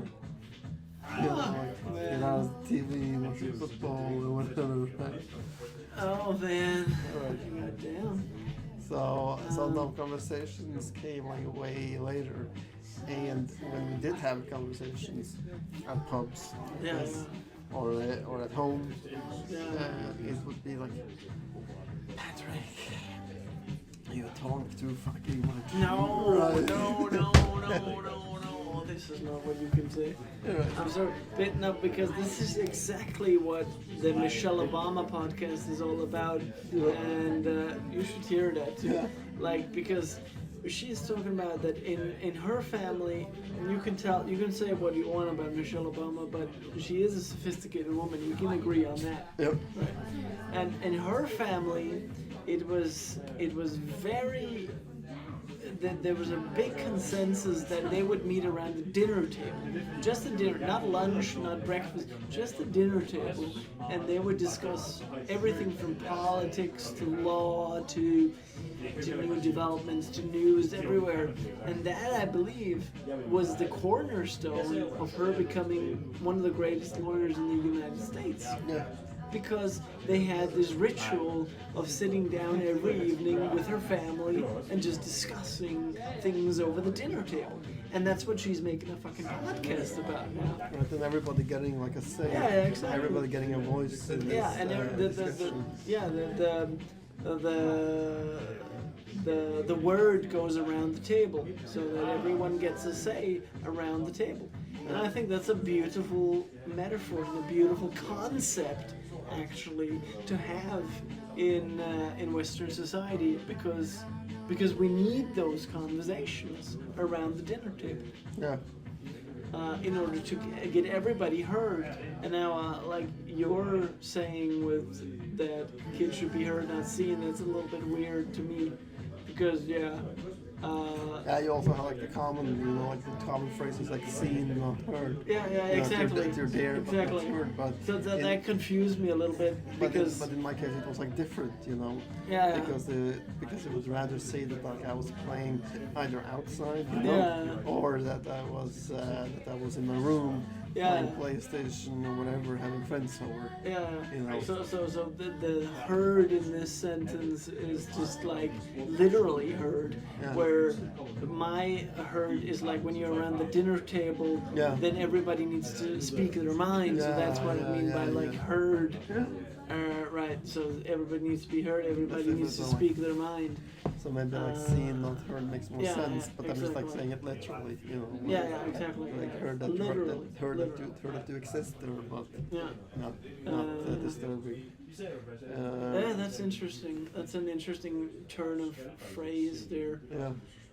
Where seen is actually more like if I think of like see me, look at me, then when I think metaphorically about that, then being seen is just like more shallow, more superficial, Right. if you will, because when you are heard, then you actually listen to the words. Also, there's a difference between listening and hearing. When you hear something, you just hear noise. But when you listen, you actually hear the words, you understand the concepts that are Right. being said. Right. So that's hearing, I hear noise, but I listen to the words and the understanding. Right. So that's the point. That you want to be listened to, You could also say that. Yeah, man. Yeah. For sure. So yeah, I think it's an interesting. So I believe that like this is like probably one of the reasons for why I have such much trouble functioning in social social circumstances such as this, you know, than you do because But I you're also- used to yeah, you're yeah. used to those same conversations, and I'm not. But the funny thing is actually that there are people that are even way better functioning than I am too, that have had way more conversations. People that I know from high school, people that I know from university, that have had more conversations, if you can believe that, than me with my family. Because my family, yeah, we've talked, but like it's been always limited to just philosophy and stuff. We've never discussed politics a lot actually. So I don't know where that's coming from actually. No. I had politics in high school. Maybe that's where my interest comes from. But Not but, much of politics in my but, house. but the point is that there's people that have discussed a lot more politics in their households, and that's why they're a lot better at talking than I am. Yeah. And that's like there's different degrees of intellect here, or not intellect, but different degrees of socialization, I should say, because it's not the intellect here; it is the socialization that varies. Indeed, man. Yeah. Like, That's a key point. are we on time? We are at 10 minutes for this part, but I'll just take a picture. Well, talking about, you know, like my sister was applied for emancipation at age 16. Do you know the word? Yeah, emancipation. Yeah. Like freeing yourself from the Parents. shackles. Yeah, from the parents. Yeah. And I holy shit. And she got it. No, she got the emancipation from the Yeah. court and all that stuff. Yeah. But she was political. I Yeah. advocated against the EU through an oak table on top of my grandfather at dinner because he advocated for the EU. He meant he meant that Norway should have become a member of the EU. This was in 1994. Yeah. So I remember this like clear as day, even though I was only 6 years old. She threw the fucking oak table, lifted it up on him. Like shit, you know. Yeah. But today she regrets that. As today she agrees that Norway should have become a member of the EU in '94. Yeah. Because sure there's a lot of bad things about the EU too, but the good might outweigh the bad. Yeah. Because it becomes a free market, as we talked about.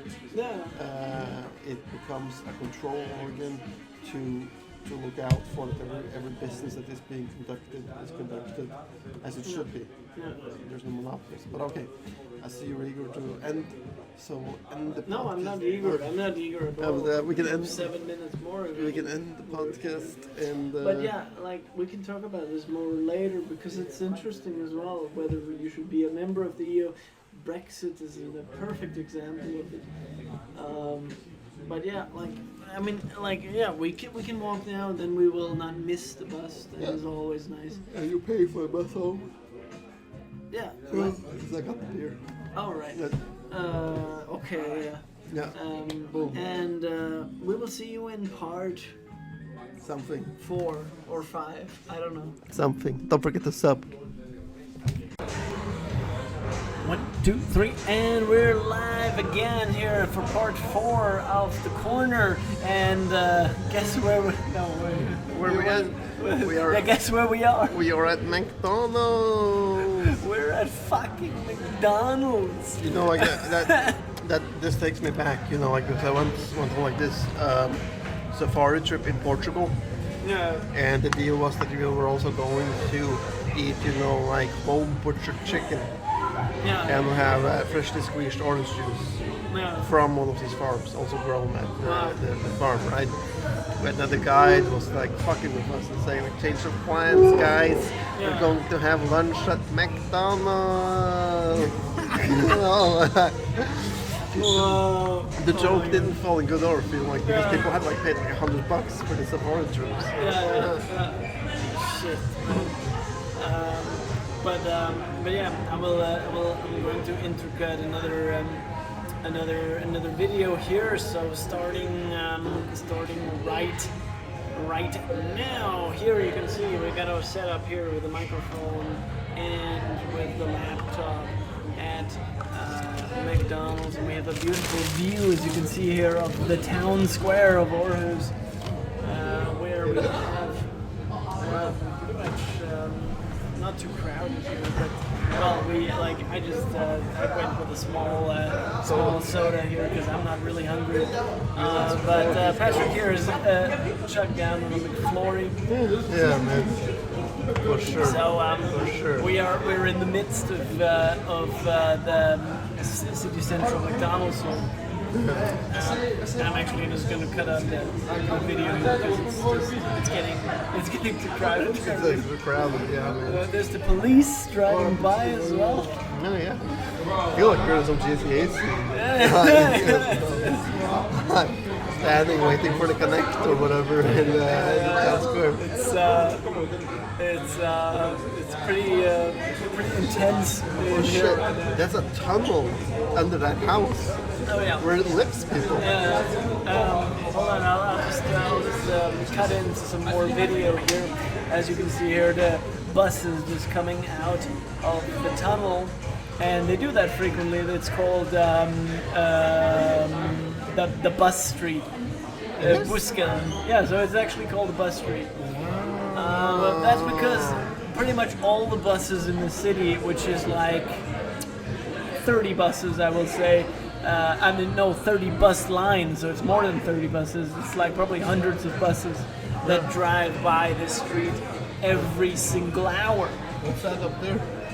What? What's that up there?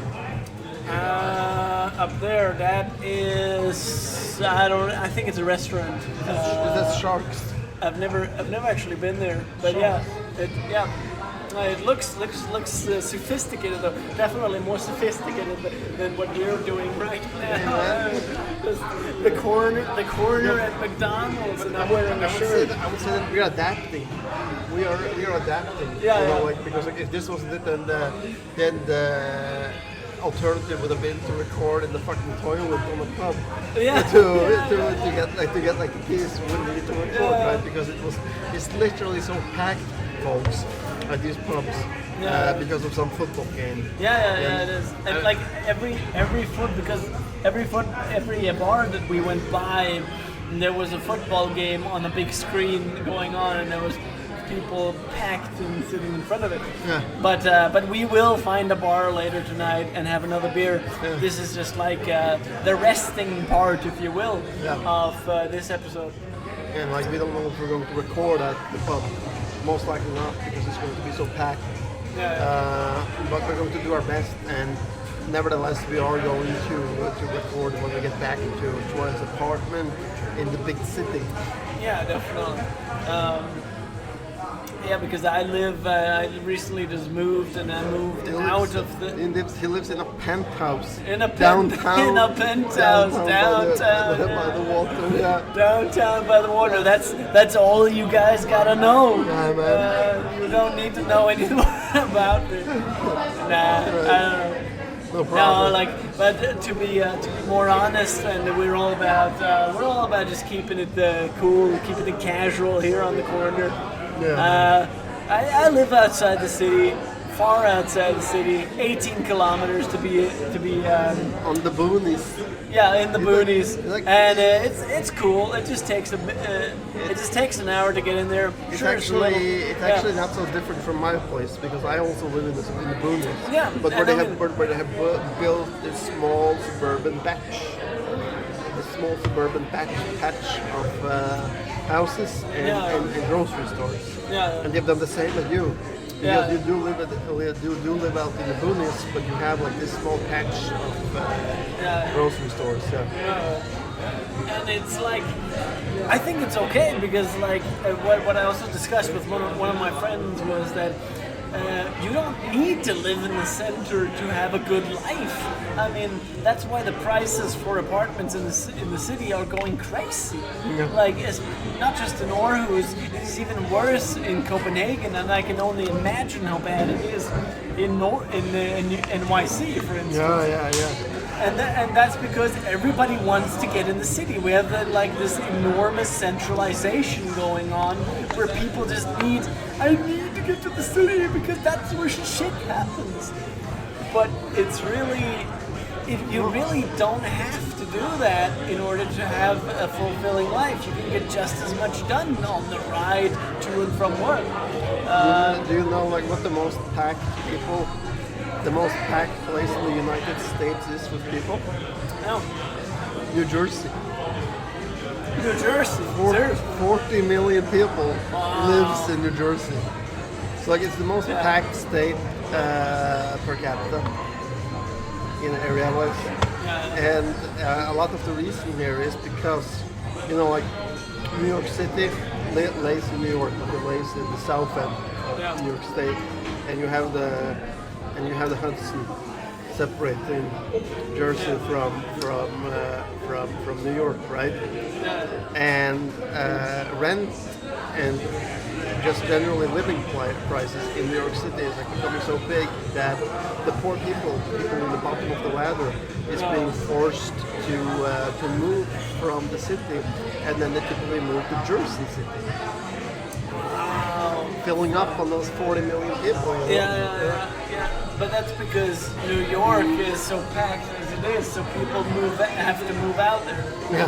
I mean, that's also kind of an extreme situation because there's already 11 million people in New York. Like for instance, I don't see that like they have developed. You know, New York is like divided into 5 boroughs. Borough of Manhattan. Staten Island, Brooklyn, Queens, and what was the last one? Staten Island, Brooklyn, Queens, Manhattan, and did I say Queens? Yeah, you said Queens. The Bronx. Yeah, the Bronx. Right. Yeah, that's the 5th borough. And we're not using Google tonight, no, by the way, guys. No, we're not. This is all in our brains. We're all remembering. I was going to say that like I don't feel like the other boroughs, except for South Manhattan, has been utilized for maximum capacity of people. For instance, there's plenty of room to build new high-rises and apartment buildings in Staten Island. Also Brooklyn. And all these other boroughs except for South Manhattan. But you know, like South Manhattan is where you want to fucking be. It's where you pay like $2 million for a 10 square meter cottage. Fuck, man. I mean, that's just crazy. It's why if you folks like ever revisit friends, right? This is the reason why they're all living together. Right. In New York, right? Because if you ever see somebody on Friends that's like living alone, or Ally McBeal, or you know, like some of these other shows that take place in New York City, then it's like typically like an extremely small apartment for this reason. That's considerable. But also the apartment they have in Friends is like it is not yet. I don't know if it's subletted, but it is rent control, right? So that they have they like their rent is managed by some clause in the contract, so they don't have to pay. I don't know. You guys know what rent control means. Man. Germany has it. Just assuming you don't, it's just like the rent is managed in the contract. Indeed, man. But I don't know. I don't really have much more right now. I feel like I'm actually running out of beer right now. I'm sobering up almost. Yeah, man. So let's cut it here and then we'll like move on to the next one. Yeah, exactly. This was just a 10-minute McDonald's break. The corner at McDonald's. Now we've tried it. Wasn't that special? I think. I think a bar is still better.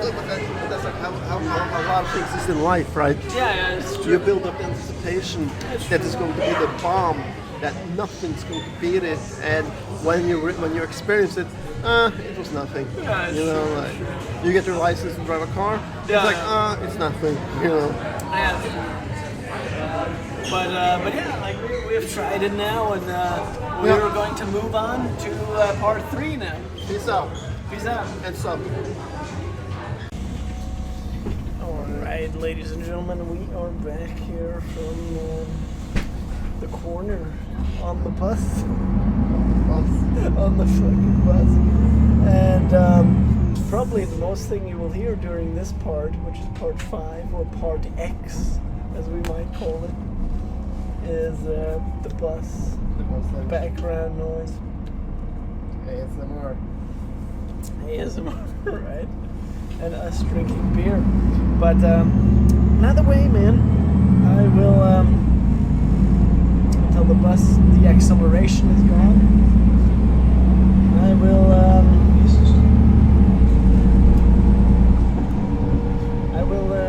just give you guys a little bit of an insight in how we are looking. So.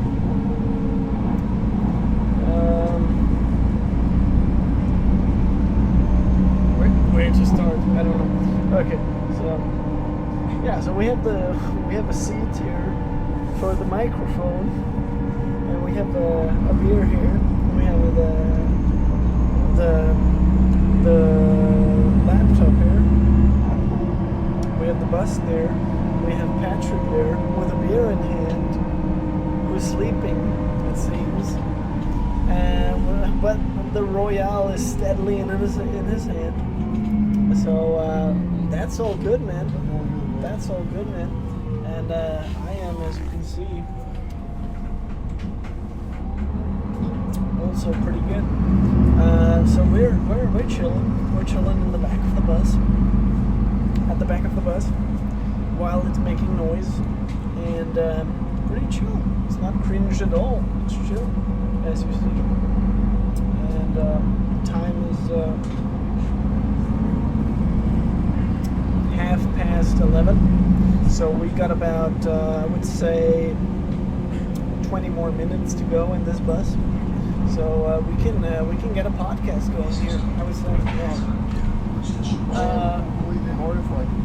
You're horrified. 40 years, 50 years, the bus riding is still the same.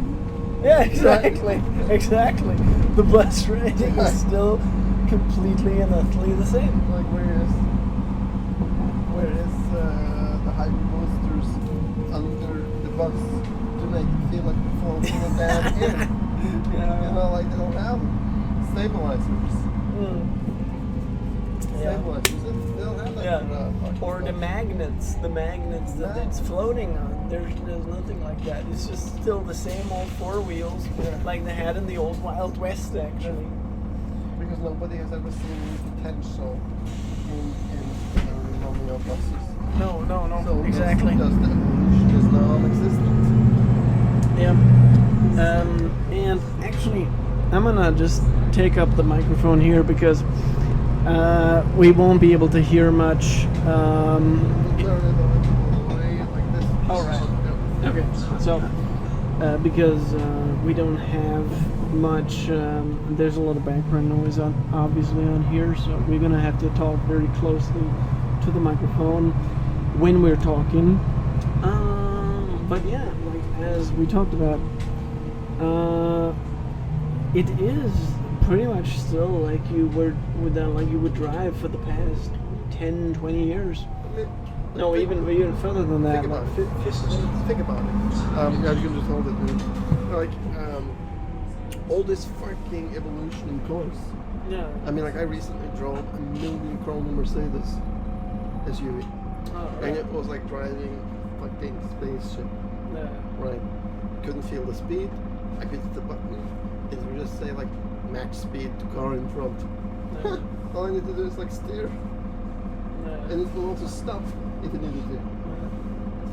Wow. Except for that, I just felt like I was flying, you know.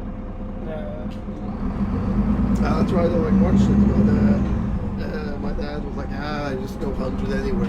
And then like, but what about the bill? More than 20,000? I don't think so. I say, well then I don't give a shit. But it might give you a cure for prohibition to drive in Denmark. Yeah, I don't give a shit about that either. Right. I mean, yeah. So yeah, man. Like that's just nuts how you can like how technology has evolved but has not evolved more than we would more for buses. Like the buses are still very unsure. Actually, a lot of buses are driving electric in Aarhus. I think I've seen like 2 or 3 buses that go electric, but it could have been earlier even because of the fucking Letbane. You've heard about that, right? Yeah, I heard about that. The Letbane was a project. It was this tram, like the what do you call it?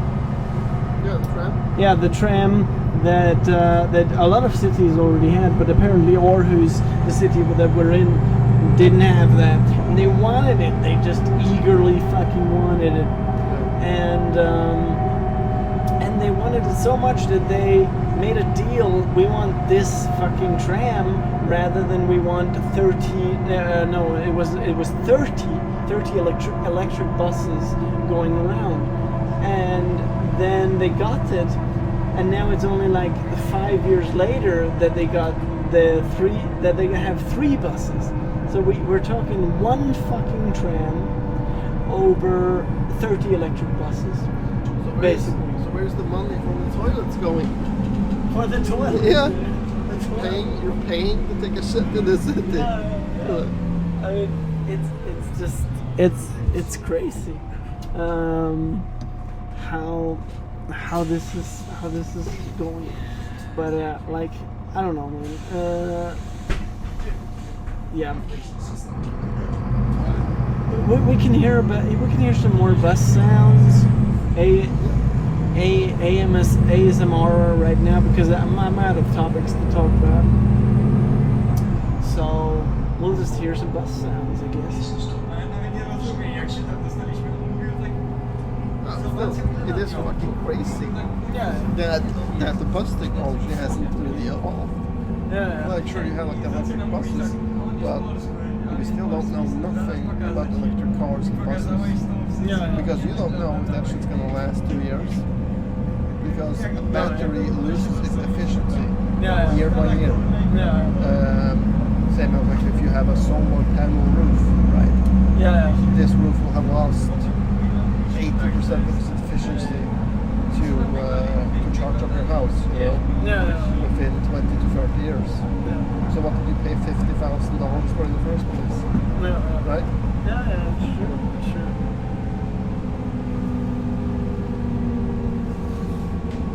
So yeah, man.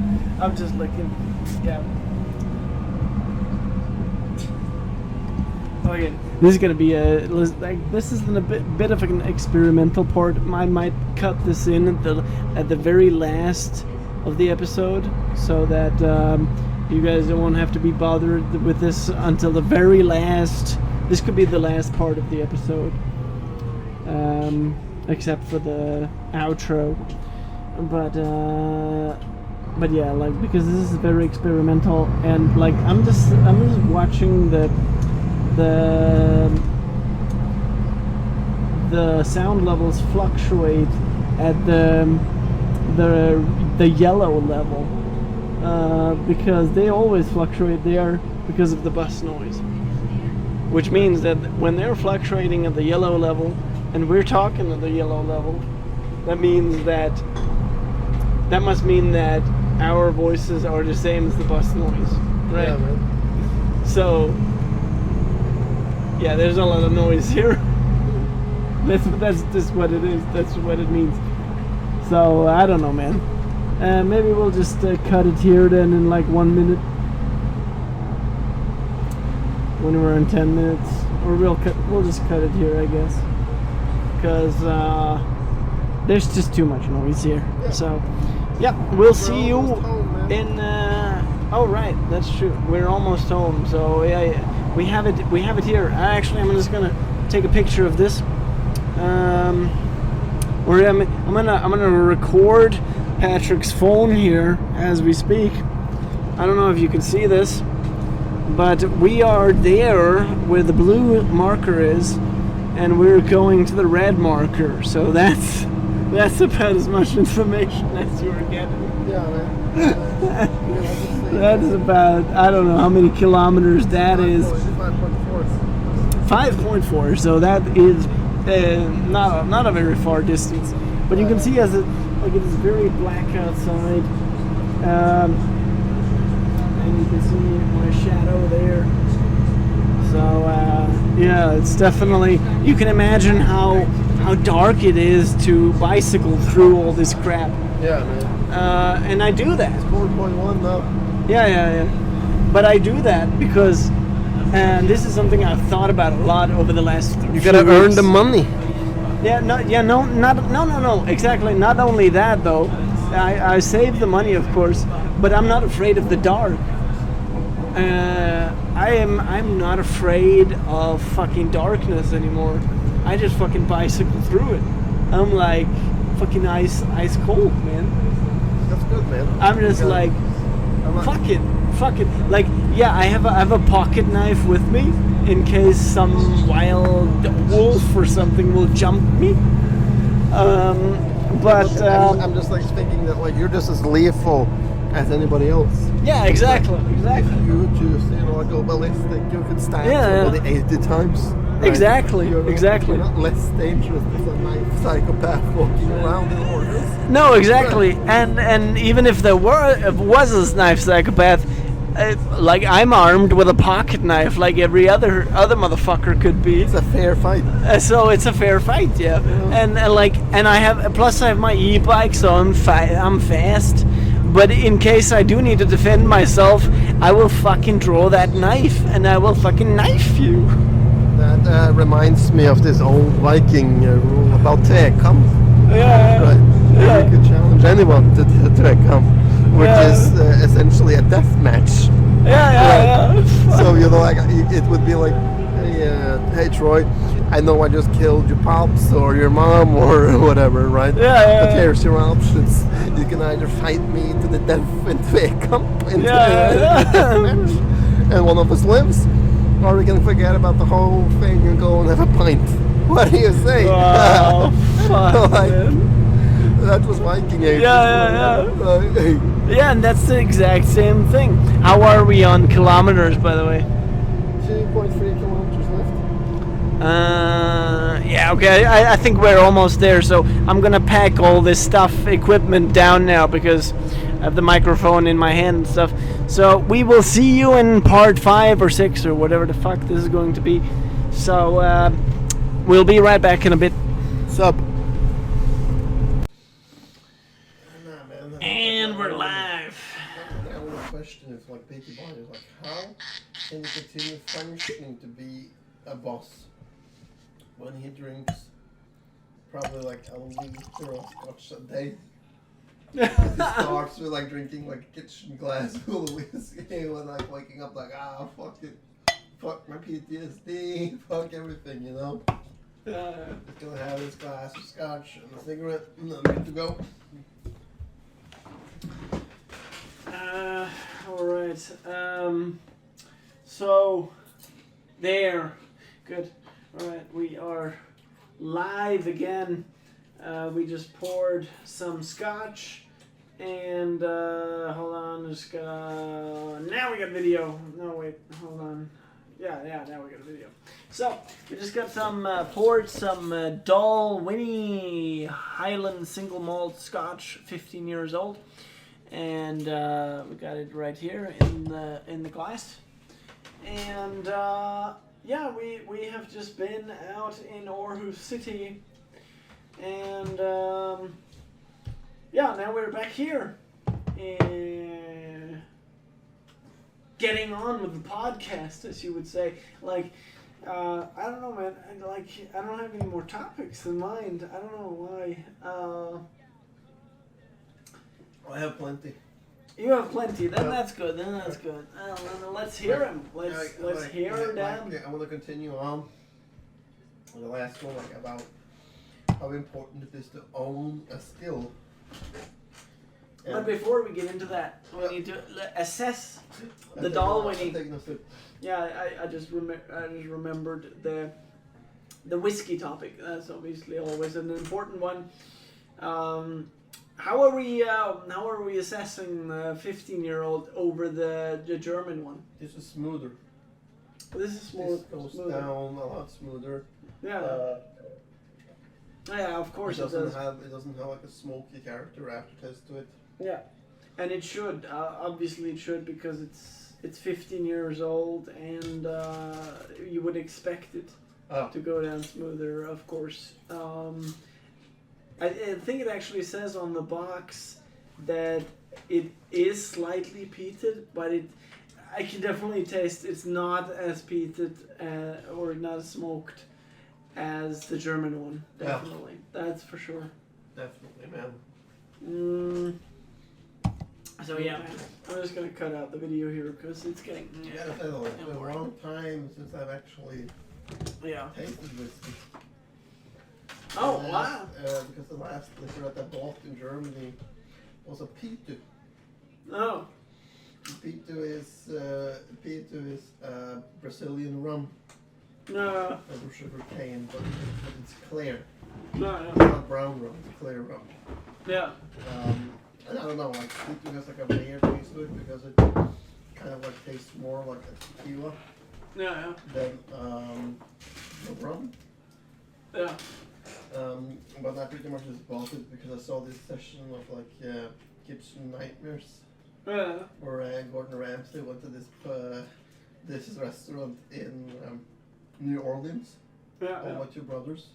Yeah. And one of the brothers was constantly drinking this liquid. No. Ramsay yelling at him like, "Oh the fuck, mate, you're drinking in the middle of the damn day." Takes up the bottle and points it at Ramsay and is like, "Shut the fuck up, Scotchman. This is my establishment. I drink when I want to drink." And proceeds storming out the door and going to the pub across the street. Fuck, man. Wow. And like he after episode, he clearly had no thought that this establishment would continue to function. Because the brother that like wanted to manage the place had no control over his alcoholic other half, you know. So it would mean to run this whole place 100%, would give 50% to your brother that just drinks. Wow. Fuck, man. I don't like a bad deal, you know? Yeah. So for the grand opening, the guy doesn't even show up. Ramsay asks like, where the fuck is he? Where the fuck is he? And then he's sitting outside on the table on the pub across the street drinking again. And wasted and be like, I don't give a fuck about no grand opening. No. I don't remember if he went there after anyways and created a scene by being drunk as hell. No. Yeah. That's crazy. Yeah, man. As they say. Yeah, this is crazy. Like, what's even more crazy is that this is some years ago, right? Yeah. This restaurant is still standing. Yeah. Owned by the same brothers. Fuck, man. And this is Ramsay's brother? No. It's in Kitchen Nightmares where he helped. Oh, yeah, right. Okay. But there's two Cuban brothers in New Orleans. You will excuse me, for I have had some beer and whiskey tonight. So I'm probably not at my sharpest tonight, but yeah. Either way, So we have been. What have we went to conclude the evening? I mean, I'm not saying that we have to conclude the evening, but like we can just sum up a little bit.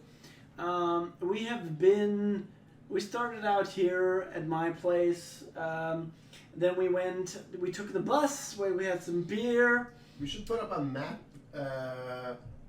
on the recording showing footprints of like where like a bus like drives down there, then footprints from where we went. Yeah. Fuck, man. And then pictures. Yeah. Yeah, we'll do that. Maybe if it doesn't get too difficult, depending on how much time I have. Now that I'm back at studying again, I'll have to see what I can work in. Well, if not, then just let me do it and then we can do it like a recap, like in the beginning of the episode. Alright. And I'll just shoot that from home. Alright. Yeah. And I can probably make that in 10 minutes or something. Yeah. But another way, I think we can just recap it right here because we got the time for it. I came here. Yeah. We had a couple of beers, talked, recorded, and then took the bus to Aarhus. Yeah. Where we walked to Aarhus street food. Yeah. Well, of course, we had a couple of beers on the bus as well. Yeah. You can't forget that because this is what we can do in Denmark. Yeah. You cannot do that everywhere in the world. That is a tragic, tragic fact, I would say. And then we, no disrespect, but that place that I got the beers from at Aarhus Street Food, never buying from them again. Was it the corner there? Yeah, the corner in there. Yeah, when you went in to the doors, we have posted pictures before. Early in this podcast, we've posted the pictures. So you went into the doors and then you made a right. Yeah. And then you went all the way to the far right. Yeah. And then those actually have pretty good beers, so it might just have been the wrong beer that you bought, man. It might have been. Yeah, because in my experience, the last time I was there with Ollie, the guy from Frankfurt, we had some excellent fucking beers, and those were IPAs. They should have. As well. They shouldn't have had the Brewdog IPA on the list. Yeah, maybe. Like the Brewdog, I don't know. Was a little weird. I give you that, but they had other stuff too. I mean, I think the last time I was there with Ollie, we had the Guinness as well. That was pretty good. Right. So that's good. So, but I guess that's how it is with most bars and restaurants. They have good and bad beer. But yeah, the Brewdog, I don't know, wasn't a favorite beer. Shouldn't have done that. But either way, we had some good food though. I think that was pretty good. Mexican. I had a good bowl. Good bowl. You had the burrito bowl. I had the burrito. Yeah, definitely. That was for $12, $13, you really can't complain about like a burrito bowl in Denmark. That's a pretty good price for it, especially considering that if you went to a restaurant, you would be paying $20, $30 for a meal. Yeah. Yeah, I'll have some more chips here. Indeed, man. Yeah. When we walked to the harbor. Oh. Well, before I checked out some lame Irish party and. Yeah, yeah, man, that was weird. No, it was not. It was cool. It was cool, but it was too loud. Just too loud. Way too loud. I mean, like when somebody. No, I mean for recording. I mean, if you just want to get drunk and like meet some people and hook up, basically, I'm gonna fucking have sex now. That's probably good. But not for recording and for having a nice conversation. That's not so good. So we went to the harbor, took some photos, you took a piss. We discovered that swimming in the harbor is actually illegal because of dirty water.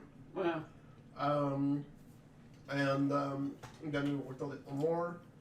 Yeah. We went to McDonalds to record another part that you already know.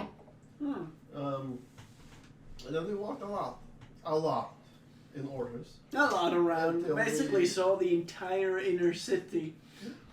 seeing that Walked around it. all the pubs were like completely filled with people, like Yeah. fish in a damn barrel. Well, Um, I mean, that's not an exaggeration, actually. but People. eventually though, Faith showed us the way to a place called Mouth Pour. Mundhäld. And by faith, you mean Google. Yeah, I mean Google. You mean Google Maps. I mean Google Maps showed us the way, to this place, which was just fantastic. It was not a lot of people at all. It wasn't loud. It was comfortable, smooth talking, smooth music playing. Yeah. Lots of board games if you wanted to try that. Yeah. And 25 different locally brewed beers. Yeah. And that was a good place. Yeah. I mean, it was fucking crawling in style. Yeah. With fucking nice furniture to sit in. Right. Granted, as you saw earlier, the I think I'll put in the. You know what I picture. liked about it? All the shit was homemade. Oh yeah, yeah, Like that's right. that broken chair Yeah. that you sat in Yeah. was broken because it was probably something that he has gotten for free Yeah, when opening the pub, right? yeah, And the tables and chairs that you saw, right, were also homemade yeah, with planks. yeah, And that's fucking respect, yeah. right? And then that added to the flair as well. That the chair I was sitting in was missing one side of the fucking the armchair. Yeah, Or the right. armchair. One of the arm rests was missing. Yeah. And I mean that's just a part of the experience. I think that it adds to the flair of the bar. But other than that, it was pretty stylish. It had a lot of board games. Had exceptionally good beer, which we asked the bartender for where he got his suppliers from, and then he said, "I have no supplier. Well, don't I directly contact the producers of the beer and have them ship it to me," and that's how he runs his business, and that's how we came up with that whole talk that we talked about that. I think we talked about it off recording that you could start brewing beer, Yeah. which you were planning to do, and then you could ask them. You could just ask them casually.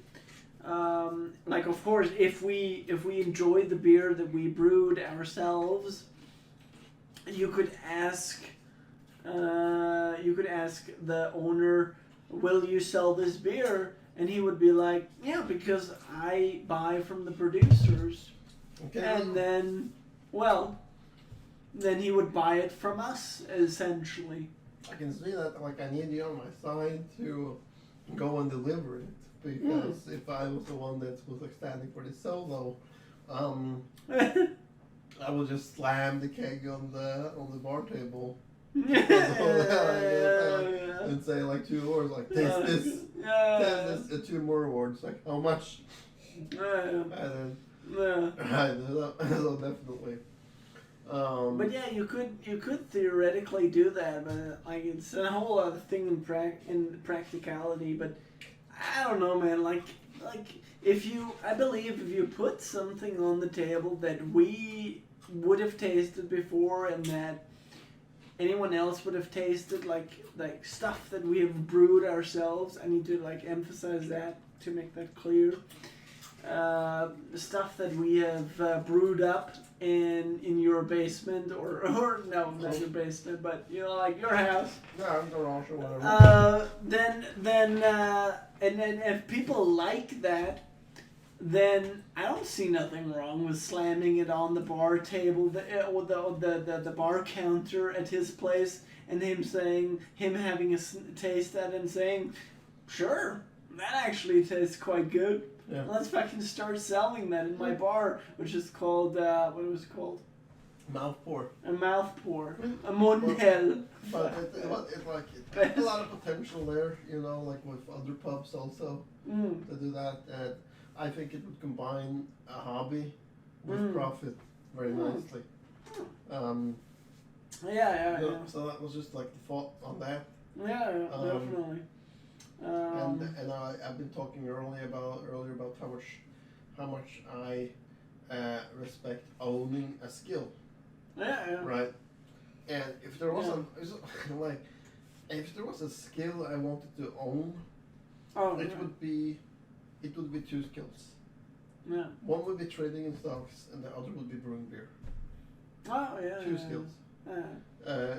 But with stocks, you know, you're usually in the long game if you want to play it the safest, right? And as fun Yeah. as it would be to make a lot of money on the long game, it would also be boring Yeah. because you're not getting any hands-on. You're just essentially moving money on a computer. Yeah. Like saying, like, I'm going to put, like, sell this, like, buy this position instead of whatever, right? Yeah. And that's it. Yeah. There is other things you can do to earn money on the stock market. You can earn them fast, but they're risky. I don't know. Are you interested in hearing about them? Not really, but go on. Right. It's fine. You know what shorting means? Vaguely, like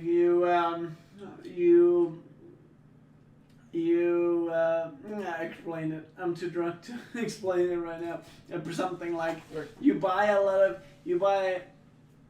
I don't know, you buy a lot of stocks, I guess, in order to make a short on the market. I don't know. Okay, when you short a stock, it's because you're betting against the market, right? Oh, right. And how this works is that you go to a brokerage firm Yeah. or online or whatever, right?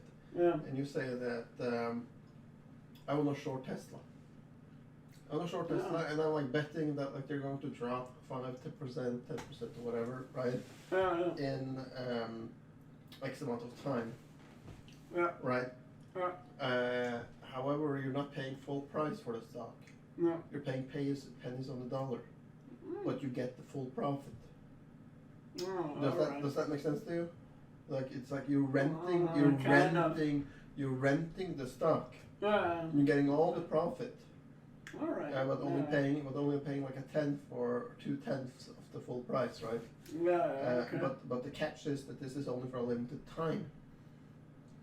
As much sense as that makes in a drunken state at 15 minutes past midnight. Yeah. It kind of makes So, sense. And the window rolls up, and you're forced to sell with or without profit.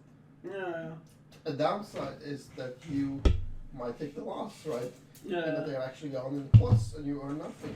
But you Yeah. still need to pay the brokerage firm money for having been so kind as to renting you this stock with this option, No. right? No. So you're forced to do that. You can choose something that is called a rollover option, right? And get an extension on your time, right? But it's fucking expensive. So again, you're forced with the dilemma, like, should I just take my loss, or pay more and possibly lose even more? No. You know, because Which is the same thing with normal stocks too. yeah. But the risk is just higher. No. You have like the same thing, like, I don't remember his real name, but a guy on Reddit, the Reddit name is Deep Fucking Value. This guy made $50 million on the GameStop stock, Yeah. from 0 to 50 million. Right, and that was like because he used the same option as shorting, except that you can also short buy a stock, not with anticipation for it to crash or go down, but also with anticipation of like it going up. Yeah. And this is what he did. Like he bought like a shit ton, and then another shit ton, not a shit ton, like for 10,000 stocks or something, right? Yeah. Then he came up with like a dilemma, like should I sell that, or should I just buy for like 10,000 more? You know, like use the short option one more time, right? Yeah. He did that, and then hyped the fuck out of GameStop on Reddit. Right? You remember like millions of people buying Reddit on the same day or something, right? And boom, this guy's worth like 50 million. And now he is an investor genius. sitting much like this gaming chair and a Yeah. headset, giving interviews to I don't know BBC, Financial Yeah. Times, and whatever. You know. Holy shit. Man.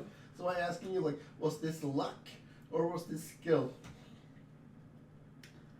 That's a good question. Like, I mean, like, I think a combination A probably. combination of the both. Because, like, Um, to me, it seems like he did it and thought, like, fuck it, I might lose 10 grand, yeah. but then that's it, you know. Yeah. But it might also just skyrocket from all this bullshit that I'm posting on Reddit. Yeah. So, you know, Fuck. let's man. do that and try and manipulate the stock market this way, right? Jesus And it went so Christ. far up that Wow. that they stopped the trading of the GameStop stock at 12 at noon that day. Yeah. Right? Wow. Because when something is climbing that fast, you know, and the SEC is like seeing somebody's making money too fast, Yeah. then they gotta stop the trade because then there's instantly suspicion of financial manipulation or Yeah. insider trading. Yeah. Right. I thought Wow. like it was a good play, you know, Yeah. that he did, and he knew how it worked. So I'm not going to compare this guy with the natural born insurance salesman. No, no. I'm not, Yeah. because like it's a combination, but he's not 100% insurance salesman blood. Yeah. He got lucky, but he got lucky from a skill that he knew, right? Yeah. And he wasn't afraid of like taking the risk. Yeah. So yeah, you can do like this with like almost every stock or every American stock, right? Yeah, It will, like take yeah, it, take yeah. you,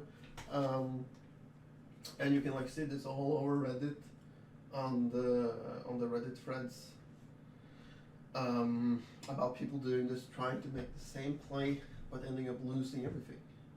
Yeah. But like what's wow. crazy is like what he did has like Yeah, sparked a yeah. movement, you Yeah. know, of Yeah. people like fuck, I could just put my savings 20,000 on Yeah. this, right? Yeah. And then hope to hell that like one day it's going to be worth 100 mil. Yeah. Wow. Right. Fuck, man. That is nuts. Even though I claim to understand it, but you know, we're like on this podcast, we're all about being honest, and I don't understand. Like just I don't all fucking you need to understand. understand is that they're renting a stock. Oh right. Right. Okay. You're okay. like say that you're Yeah, renting. This is like not the real term, of course, you know. Yeah. But say that you're renting a Google stock.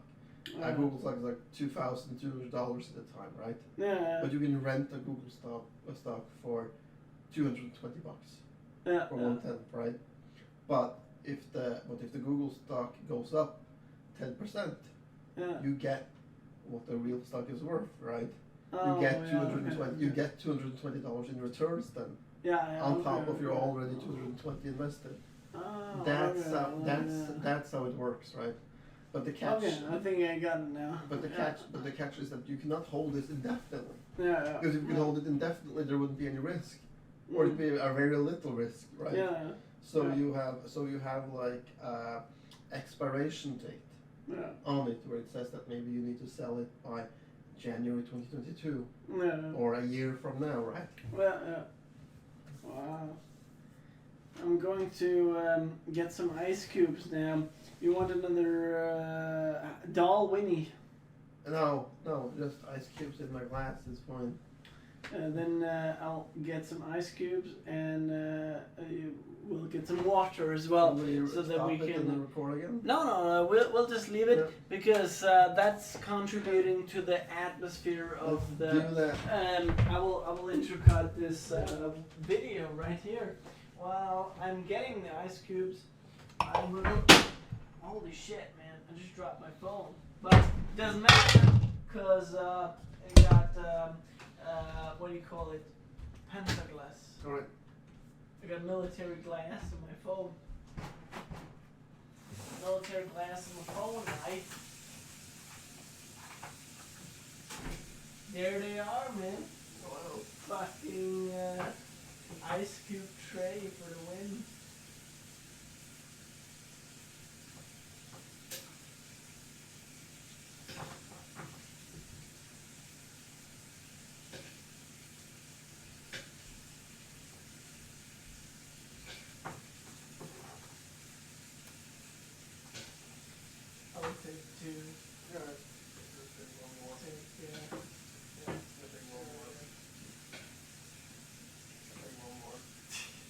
take half the fucking trash?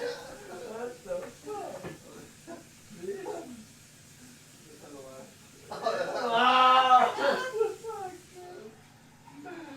Oh shit. That's a big glass of water. Look at that. Look at that, man. That is, what is that? Is there even no lines on it? No, there's not. Oh well. And like, I think it's like half a liter, or 0.6, I think. Yeah, I mean. Fuck, man. That is epic. Anyway, I'll get myself some two rocks there, because why 2 rocks? Because then you can listen to the 2 rocks when the whiskey is in the glass, and you can listen to the 2 rocks clinging against each other. That's ASMR. Well, yeah. Whiskey No, but ASMR. it's actually what I've heard on the Persuaders. Have you heard about the Persuaders? No, man. It's an English television show from the 80s, I think, which is with Lord Brett Sinclair and Danny Wilde, who are like Lord Brett Sinclair is. Actually, I'm just gonna explain that when I put the ice cubes away. Yeah, sure, man. No, never mind. You got to check that out. Hold on.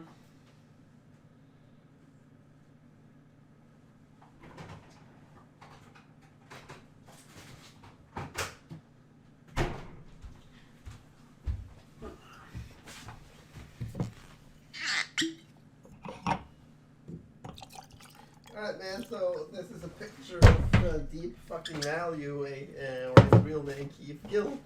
So it looks like some gamer, but it's now some investor guru. What the fuck, man? Okay, we will link to that.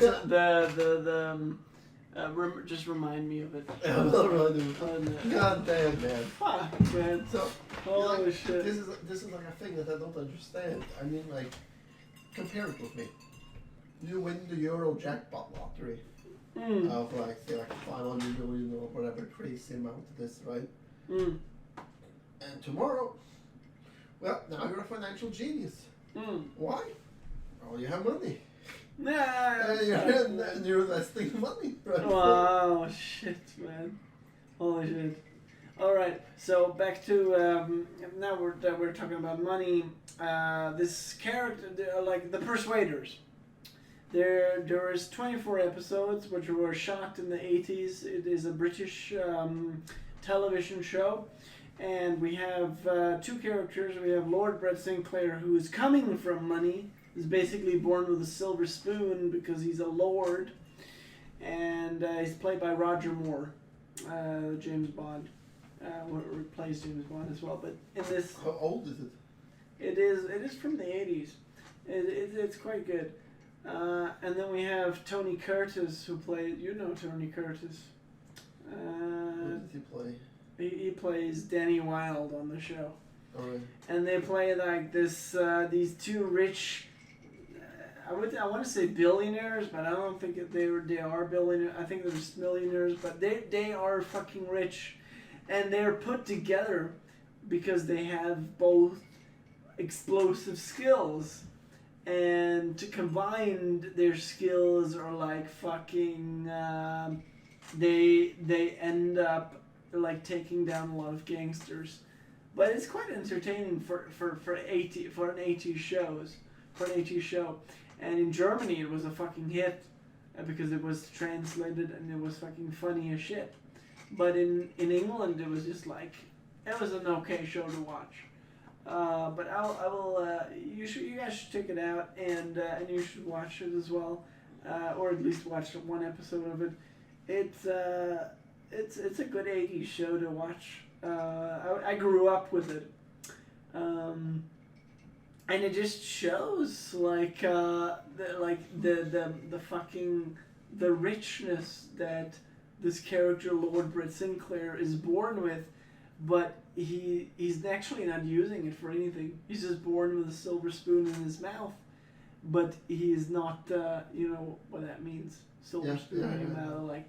He's just born into like fucking richness, but he's just like living off of it. He's not using it. He's just fucking living off it, like as a lord of the House of Commons or whatever the fuck. He doesn't use it. All right. Yeah. Then you would inherit the position as Lord in the House of Commons. Exactly. Holy shit! And man. the TV show also goes into that.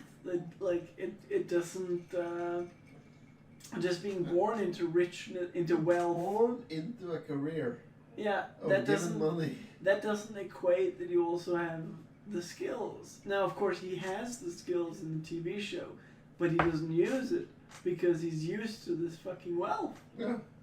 And that's just like, yeah, it's just the show shows how he is forced out of this locked-in wealth and forced into actually having to utilize his skills, and that's very interesting. Yeah. Yeah, because Fuck it, I'm gonna actually just find it right now. you can't live on like being a silver spoon here for the Yeah, rest of his life. yeah. The Persuaders. There we have them. Let's see. Fuck, man. There. Anyone can play. That's one of my favorite episodes as well. Oh yeah, man. Well, this was a sheet. It's actually the full episode, it seems. But we can watch this after the podcast, I think, Whatever, man. if you want to. You had a sheet for the debate. Oh, yeah. Alright. Drawer? Alright. It's like, I think we're going to bed now anyway. yeah. Let's see. You're still recording? Yeah. Alright, okay, then I just thought of like the name, you know, like it's not called renting a stock, it is called a short call. Yeah. As you're calling a stock short in the future. Yeah. For the pillow. For the pillow. All right. So, like, I think we are at the point where we are going to bed for this time because we're already at what are we at? 34 minutes. And I think we've been through all the topics that we want to be through today. For sure, man. Even though I still have a little bit of whiskey in the glass. It's going to be a long episode. A But long episode for hopefully- Derv. But then again, we have had some. On the bar that we were at, there was some music that I don't know if that's gonna be copyrighted. Oh, or the not. fuck it, then it just gets flagged and then that video won't be. Yeah. But still, I mean, we're far away from our house and stuff anyways. Yeah, that's true. But yeah, anyway, like, thank you for listening to this one, for this special in Aarhus, the second biggest city in Denmark.